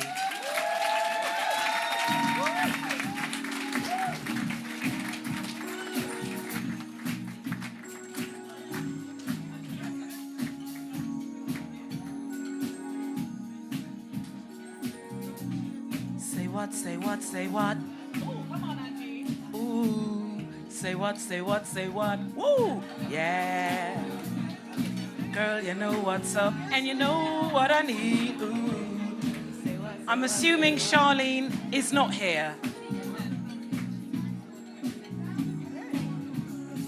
Hello, everybody. Good evening, everyone. Good evening. This is the first time I'm doing this, apologies. So Charlene, unfortunately, couldn't be here tonight, but I know she's going to be so shocked. I just got a little, story I want to tell you guys. So when Charlene got nominated, she was so surprised. And I said, you're going to win. She's like, nah. I said, you're going to win. She's like, how do you know? I saw her on Monday. I said, you're going to win. She's like, no. She was just so honoured to be nominated amongst many of the other finalists and just really humbled. You guys were saying, you ladies were saying, she's been in the sports industry for over 16 years, overcome many personal, professional challenges, recently launched her company, just about to launch her website, so keep a lookout for that. Super proud. She's a dear friend of mine. And I said to her, Charlene, you're going to win. She's like, no. I said, when you win, you owe me a trip to Jamaica. So, you know what my first trip in 2025 is going to be, right? A trip to Jamaica. So, on behalf of Charlene, I just want to say thank you so much. And thank you to all the other award nominees. It's a pleasure to be here and accept the award and take it home as well. But can I ask you all a favour? Because I said to her, when you win, I'm going to send you a picture with my face smiling to say that you've won, because she's somewhere else tonight. But can I do one better? Can I just make a few seconds clip with you all shouting, Charlene, you've won? Would that be okay? So I can send it to her, yeah? All right. Can I just give you the mic? That's a good friend. Oh, I didn't even introduce myself, you see? After all that, I'm very selfless. So my name's Dane. Well, who am I?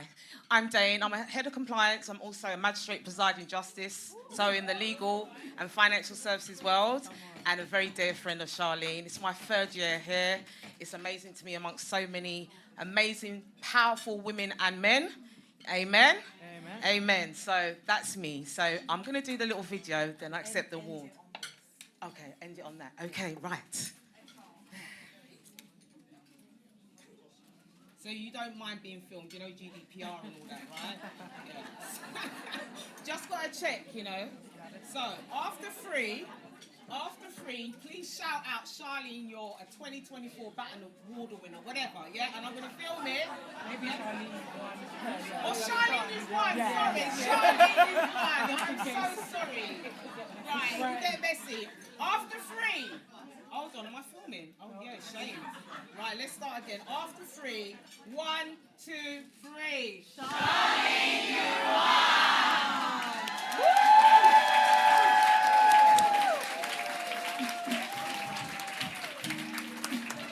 Thank you all, you're amazing.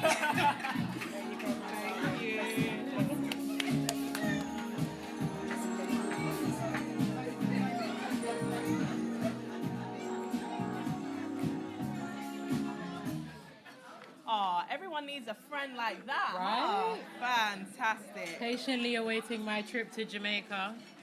You'll buy it first. Okay. So, on to my favorite category. Female entrepreneurs are critical to economic growth, and yet they face obstacles in accessing and resources needed to grow their business. So next is the Entrepreneur Award, commending visionary women creating their own paths, excelling in various ventures, and empowering others. And this is sponsored by Growth Module.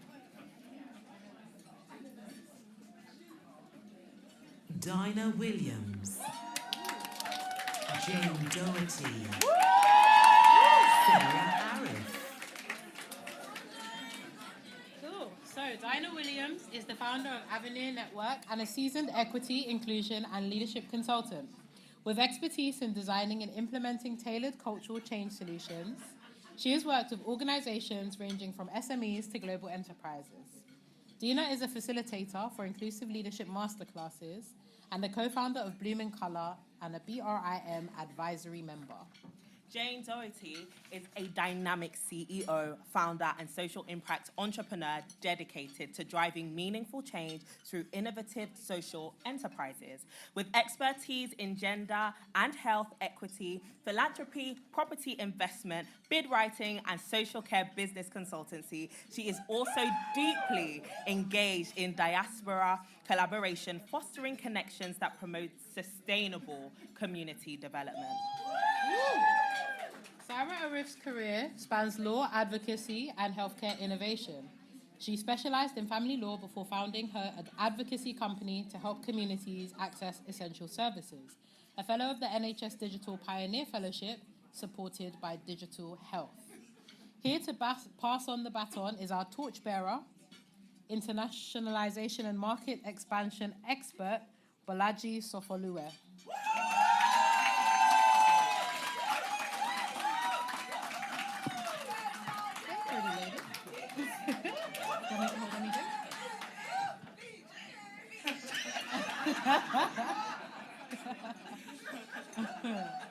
Okay, I'm on the noisiest table in the room.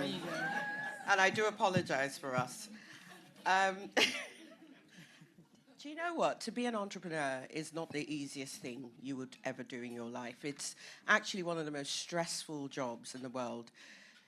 Many of us say, oh, I'm just going to go on my own so I can have time for myself and my family and my kids. And it never really works out that way.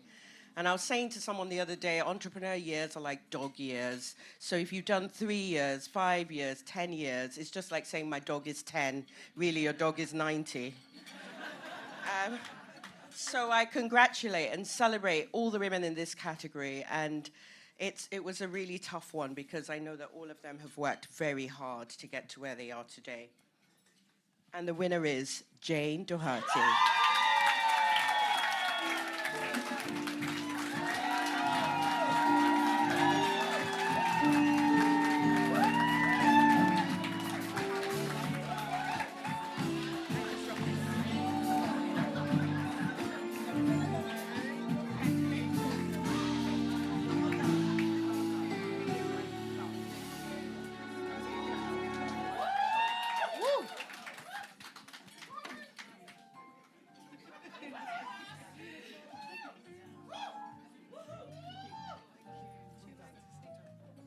Good evening, everyone.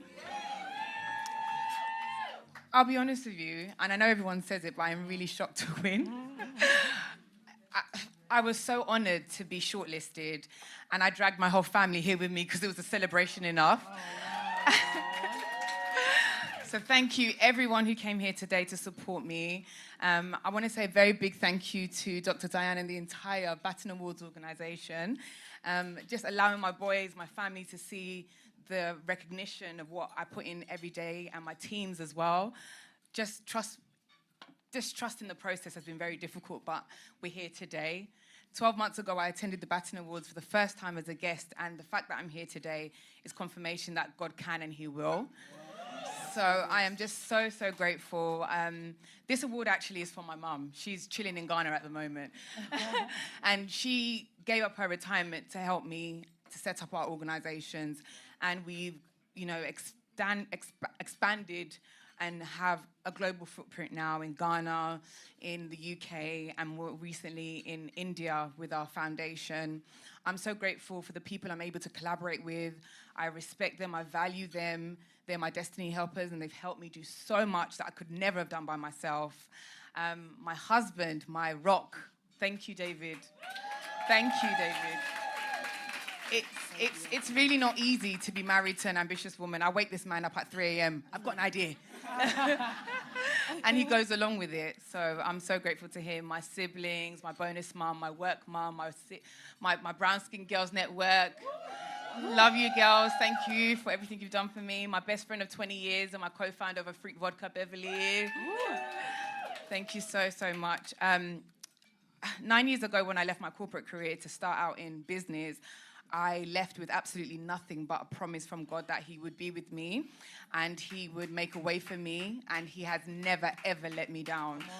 So if you have a dream, if you have an ambition, if you have anything within you, please don't give up. Please don't give up, because you are actually passing the baton on to somebody else. So thank you very, very much.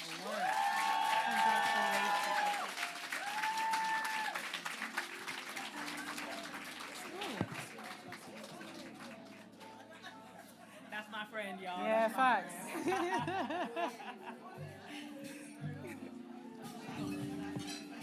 Amazing. So, moving on to the next award category, which is a very important category. This is Lord Hastings' own category, which he has titled the Integrity Award, sponsored by Lumerous. This award pays tribute to women leading with unwavering integrity, inspiring trust and honesty in all they do. Julie Hammond, Lydia Amoa, Tanya Palmer. Dr. Julie Hammond is an award-winning portfolio GP, founder and CEO of Dr. Hammond Aesthetics, and an NHS clinical entrepreneur specializing in high-quality, non-surgical aesthetic procedures. She combines her expertise as an advanced medical aesthetics practitioner with her passion for mental health and women's health. Dr. Hammond is dedicated to advocating for and educating women on health issues. Lydia Amoa is the founder of the Black Pound Report, the UK's first research into the economic spending power of Black, Asian and multi-ethnic consumers, and the CEO of cultural change agency Backlight Inc. Recognised as one of Britain's foremost authorities on diversity, equity and inclusion, Lydia is a DEI pioneer and campaigner. Tanya Palmer is a dynamic business leader and mentor, recognized with the CEO Today Business Award. As a board director with expertise in marketing strategy, communications campaigns, lead generation, and SaaS, Tanya has a proven track record in driving growth and innovation. Certified in insight mapping and a graduate of MyTech Business Leadership Program, she also holds a postgraduate qualification in media technology. Joining us via video is founder of this category, Professor of Leadership at the Stephen R. Covey Institute and Chairman of SOAS, Lord Dr. Michael Hastings, CBE. Hello, all you wonderful people at the Baton Awards 2024, and I am so sorry I cannot be there. I am literally right now in Colombia, just near Bogota, This morning I was near Sao Paulo in Brazil. I'm here visiting with Prison Fellowship International, a network of prisons in Brazil and Colombia, to see the quality of amazing work they do, which far outpaces what we achieve in the UK. So that's why I can't be there. But I know that choosing this Integrity Award, and I went through all of the submissions and made the selection, and I have the news for you. The winner is a woman. Well, good luck, all of you at the Baton Awards. Have a wonderful evening. I'm sorry I'm not there. Next year, yes, definitely. But thank you for all the work you all do. Absolutely amazing. How amazing. And here to pass on the baton for this award is co-founder of Clearview Research, entrepreneur and author, Dr. Kenny Imafidon, MBE.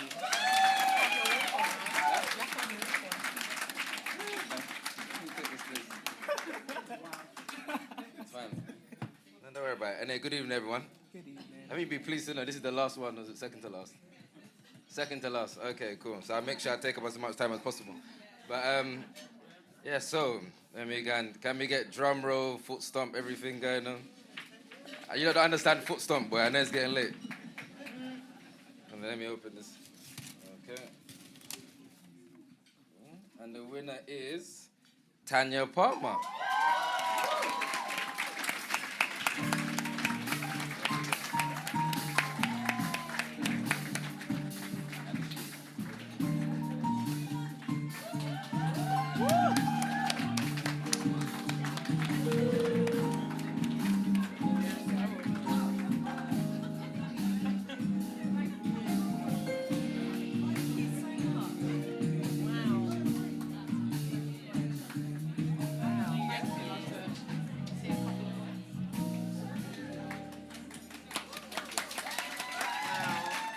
Thank you so much. Absolutely thrilled, absolutely honoured, especially in light of such illustrious, excellent company, to be in the room with pioneers and change makers and activists like Miss Carmen. I just feel so blessed. I feel so blessed. What I wanted to say to you is that, aside from being deeply honoured, that I feel that integrity and authenticity are inextricably linked, that you can't live and breathe your values without knowing who you are and what you stand for. And when you know who you are and what you stand for, you're never alone. You make the right decisions. And when you do the right things, you attract like-minded people, and so you're never lonely. So I urge all of you, just like me, to do the best you can to mentor other people, to help people develop a sense of belonging, a sense of purpose, and to make their own decisions that empower their future. And I'd also like to say thank you so much to my mum and dad.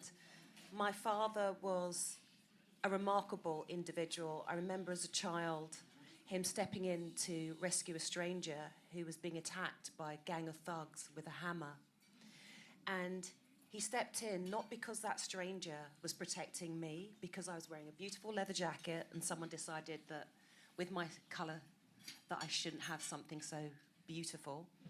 My father stepped in and he walked in and he said, "Hang on, boys, take it easy." And in that moment, I recognised that my father was fearless. And I recognised too that I am fearless also. And I think all of us in this room right now have a level of confidence and a level of courage that we can pass on to others. And that by being a mentor, whether as a parent, a teacher, a coach, or what have you, that we can help people thrive. And that's what we're all about. So thank you, everybody. And this award is for all of us. It really is. Thank you. Thank you.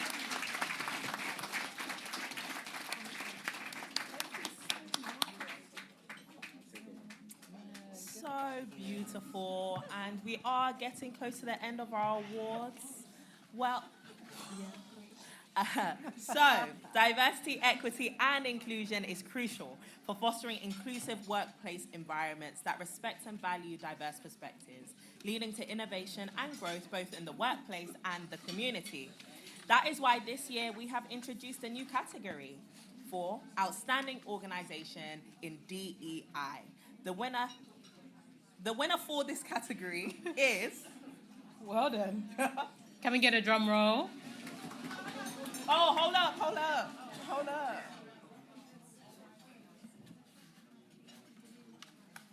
Is it? Oh, okay. Okay, Well, cool.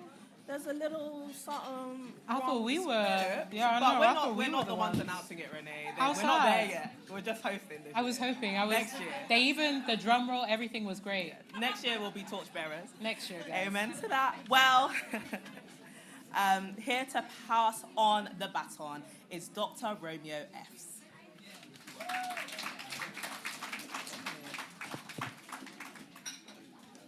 Thank you. You could have taken my space. It would be fine.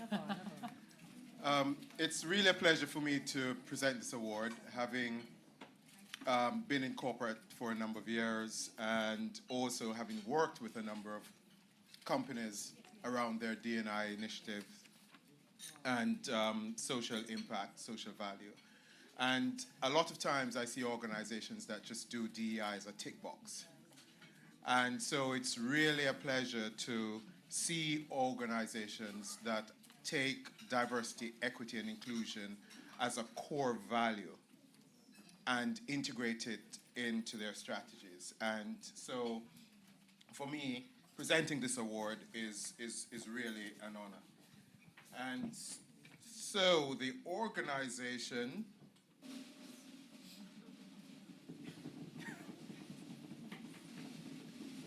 what kind of drum roll that, man? Yes.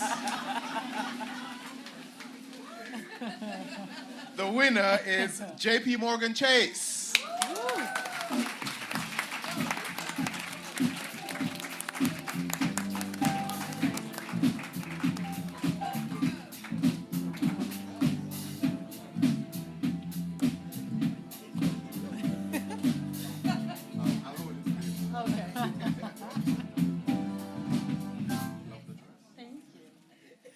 It is an honor to accept this award. My name is Monique Forward. I actually am here. Our head of DEI for EMEA, Cecil Peters, is actually accepting another DEI award in Manchester. Wow. But I've worked for the firm for 7 years. As you can hear, I'm American. I've been here for the last 3. We forgive you. I know.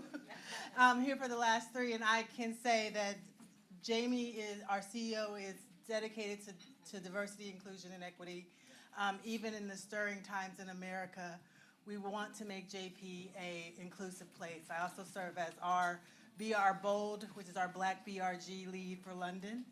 And it is so great to be here amongst, community, allies, and also women. Black women are my heart. I always want to make sure that I always believe if Black women do well, we all do well.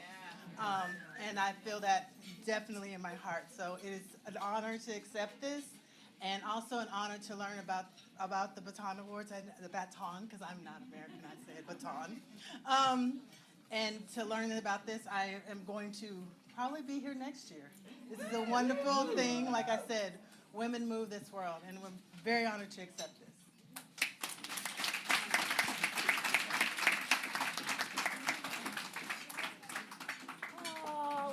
To that time of the evening. Oh, what a shame. It's very sad, actually. Sad. It's been lovely co-hosting with you, best friend. It's always a pleasure, Courtney. Well, we've come to the final award, and this is a very, very special one. Next up is the Lifetime Achievement Award, sponsored by My Caroline. And here to present this award is the founder of the Baton Awards, Dr. Diane Riley. So, this is the final award of the evening. And this is always such a personal one because it's someone who really has gone that extra mile, has longevity. But this person, most of all, is just an amazing friend, mentor, just an amazing person who has touched so many people's lives. And I know she's going to be so shocked. And it gives me such honor to present this award. And what we're going to see is a short video, and then they'll know who it is. So hold on. Video, please.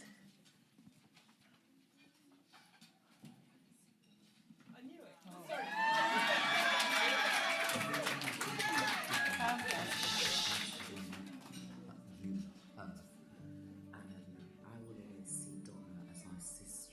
You know, Donna, thank you for being my lifetime friend, my lifetime sister in your family after all. You're at my mum's birthday in Jamaica. Come on, with hubby. But anyway, I want to just massively send a big respect to you. Your achievement throughout your life has not gone unnoticed, and I thank you, Baton Awards, Diane, and the judges for recognising Donna. I'm getting emotional. Donna has literally pioneered the way I think about the next generation. We met a long, long, long time ago, and every time I reach out to Donna, she always reaches back out to me. She's not one of these people that just said, we meet you one time, over. She's always there for me. We are the same generation, and today more than ever, we need each other, right? As women, sisters, women that have gone through different things, different experiences, whether it's in work, personal life, whether it's in keeping healthy. We all need it. So Donna, massive, massive congratulations on your lifetime achievement. And to everyone there in the room right now, mid there, we don't know. But in the meantime, massive respect. Love you so much. Take care. Massive congratulations, Donna, on winning this Lifetime Achievement Award from the Baton Awards. I'm so delighted that you've won it. You've been such a great colleague and friend over the last few years. Thank you so much for your mentoring, for all of our Tech Up women on our programme to retrain women from underserved communities into tech careers.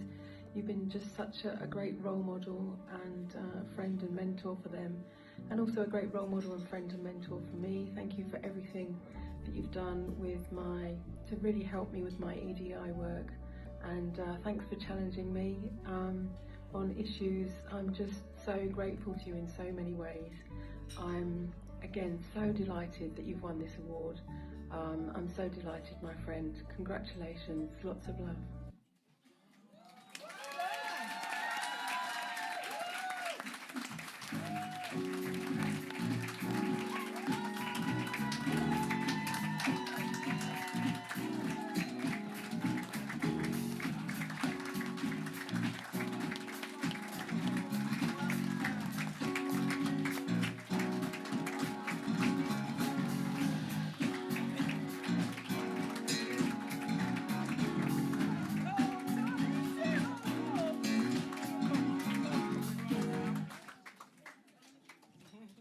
So you can probably tell I'm completely shocked.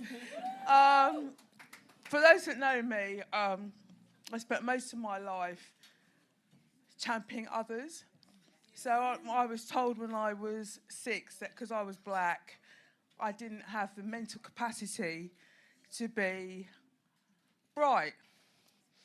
And I thought I never want anyone else to feel that other people have the right to dictate who and what we are. Because if I don't know what I can be, how can somebody else tell me what I can be? And so I have always looked within myself to shout out the wonderful talent that I'm always being surrounded by. And that has really helped me to be who I am today, because I get huge pleasure from seeing other people succeed. And actually, one of my mentees is in the room. There, she's over there.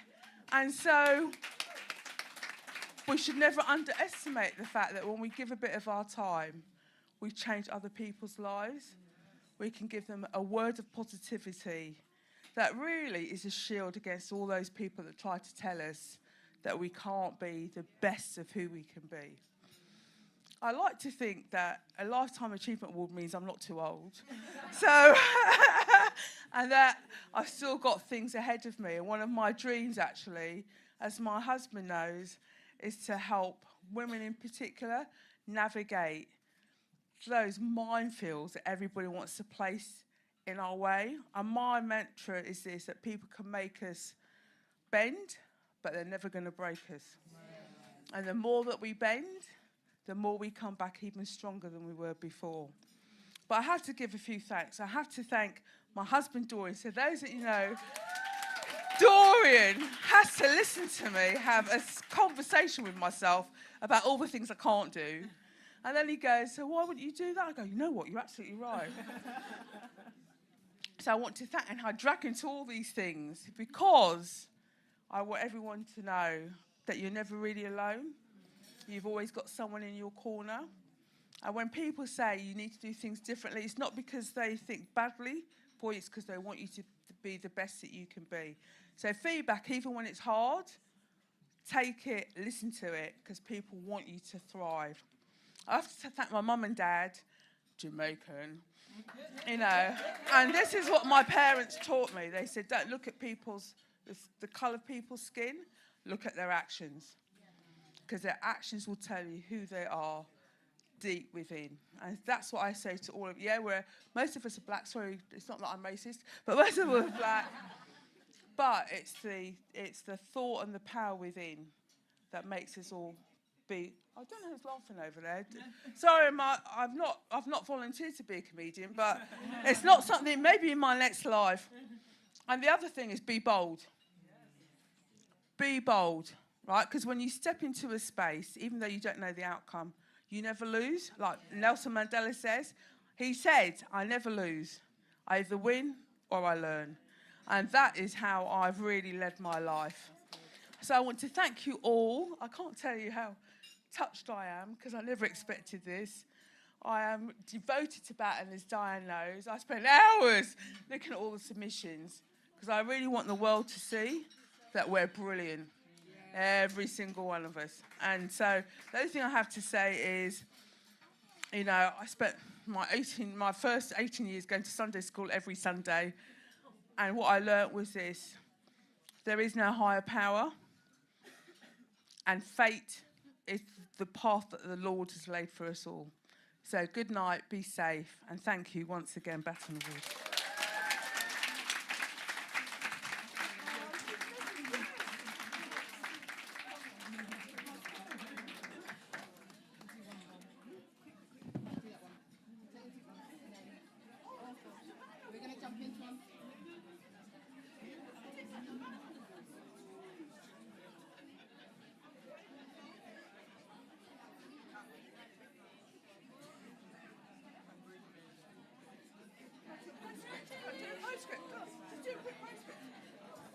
I've just got to do a quick postscript. Can I just say to the Baton Awards, thank you. And to the men in the world, you are wonderful, but only women give birth. Congratulations.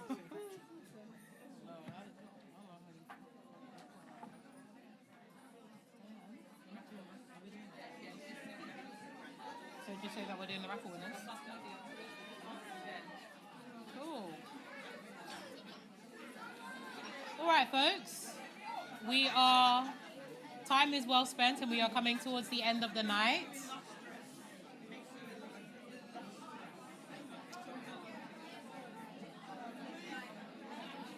But before we do close, we still need to announce the Raffle Winners.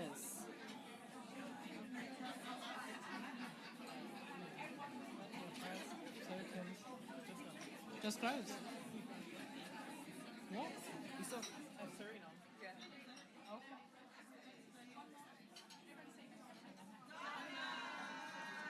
So, here to announce the raffle winners is Serena. Hello, hello, hello. It's all right, I could leave with all the prizes if we don't want to be quiet at this point.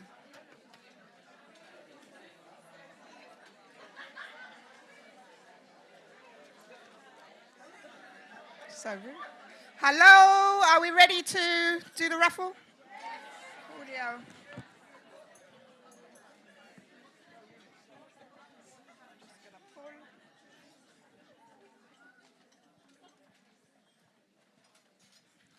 $636 on pink.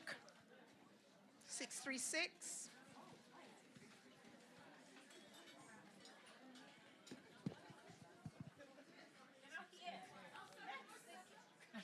Six, 3, 6 on pink. No, going once, going twice. You can take it to the table. No. 810 on pink.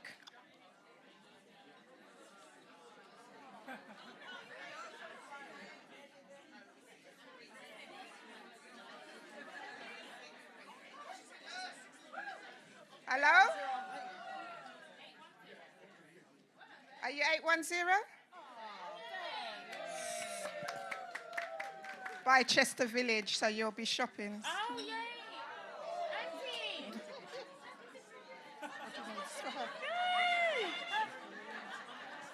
Thank you. You're welcome.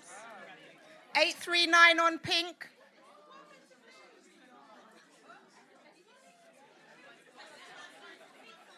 $839 on pink. I think that's Paul Morrison. No. All right, we've gone blue now. 144 on blue. 144 on blue.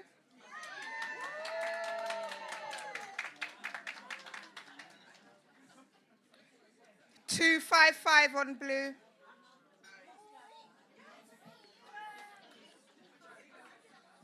Is that a yes or a no? 255.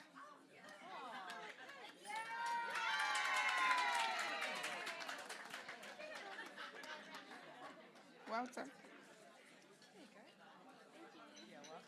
549 on pink.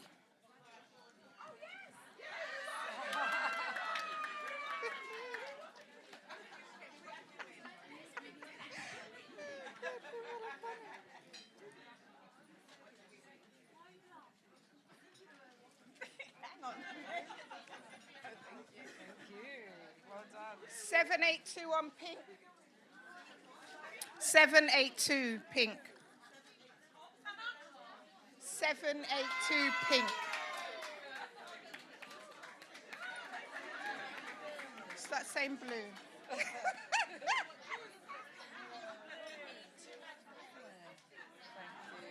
you go. Oh, thank you. Well done.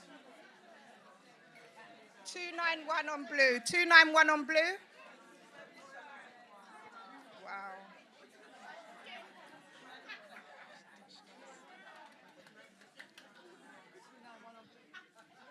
No, no takers.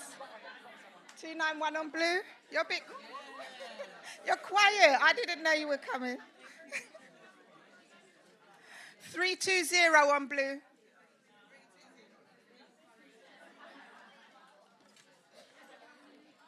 No? Back there. Oh, yeah, you got someone.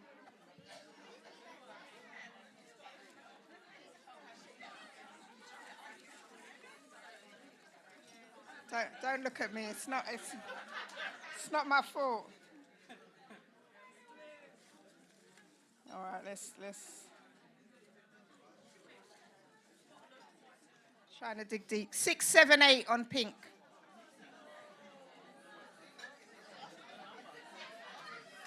678 on pink.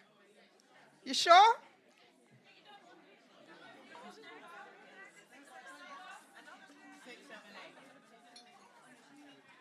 I'm shaking it. Just bear with me. 831 on pink. You can't pick out your own number, though. 831 on pink, Janice Beckles. I know this is yours because I wrote your name on it. It's Janice. She's over there. She's over there. Just take it to her table. She's not coming. Her friend has got a ticket. We got one more. There's a lot of influences at the front here. All right, I'm digging deep. I can't do. 280 on blue. 280. She's coming. Where is she? She's there. That's it. I think I've done everything. What, is there one more? Okay, sorry, there's one more. Don't leave yet. Don't leave yet. Sorry, the lady. There she is. She's got your thing. Yeah, last one. Last one.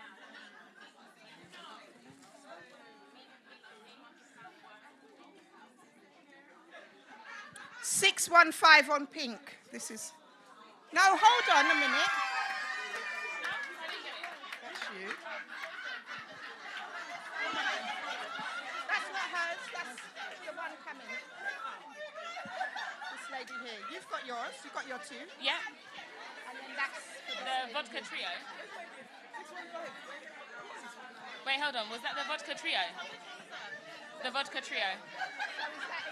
But hold on. Hold on. That's my vodka. So you know what? You can take it. That's my vodka. She won her own. I want my own vodka. Yeah. Thank you. So you can. Do you want a ticket?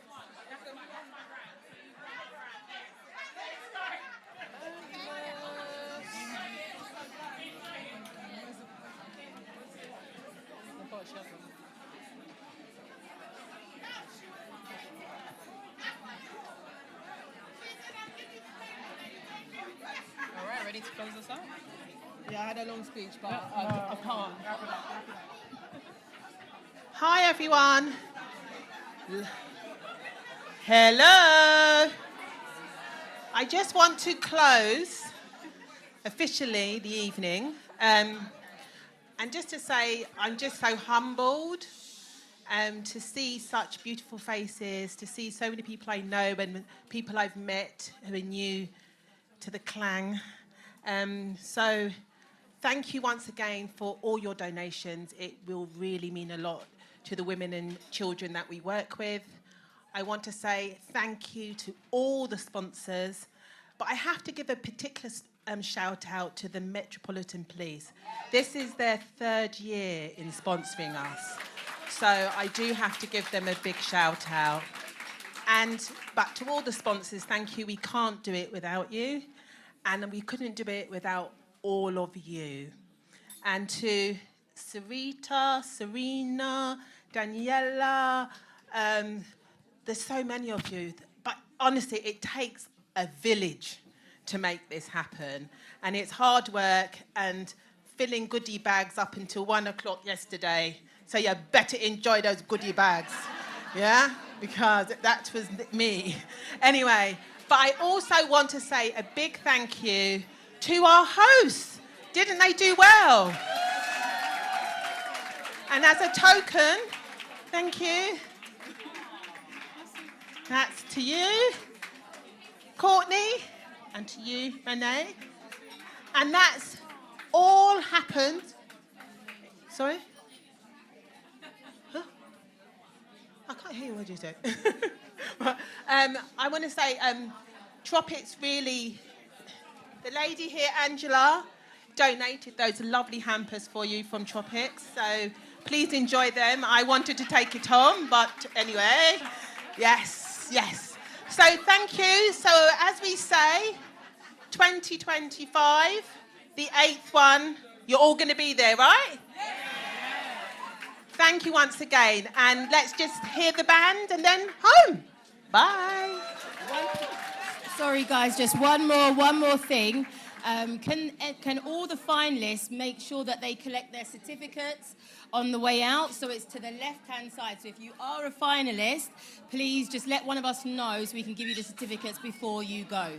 And also, all the winners and finalists, if you could go out there to have your picture taken for those who've left in the room. Thank you. Thank you all. Bye. Take care. See you next year.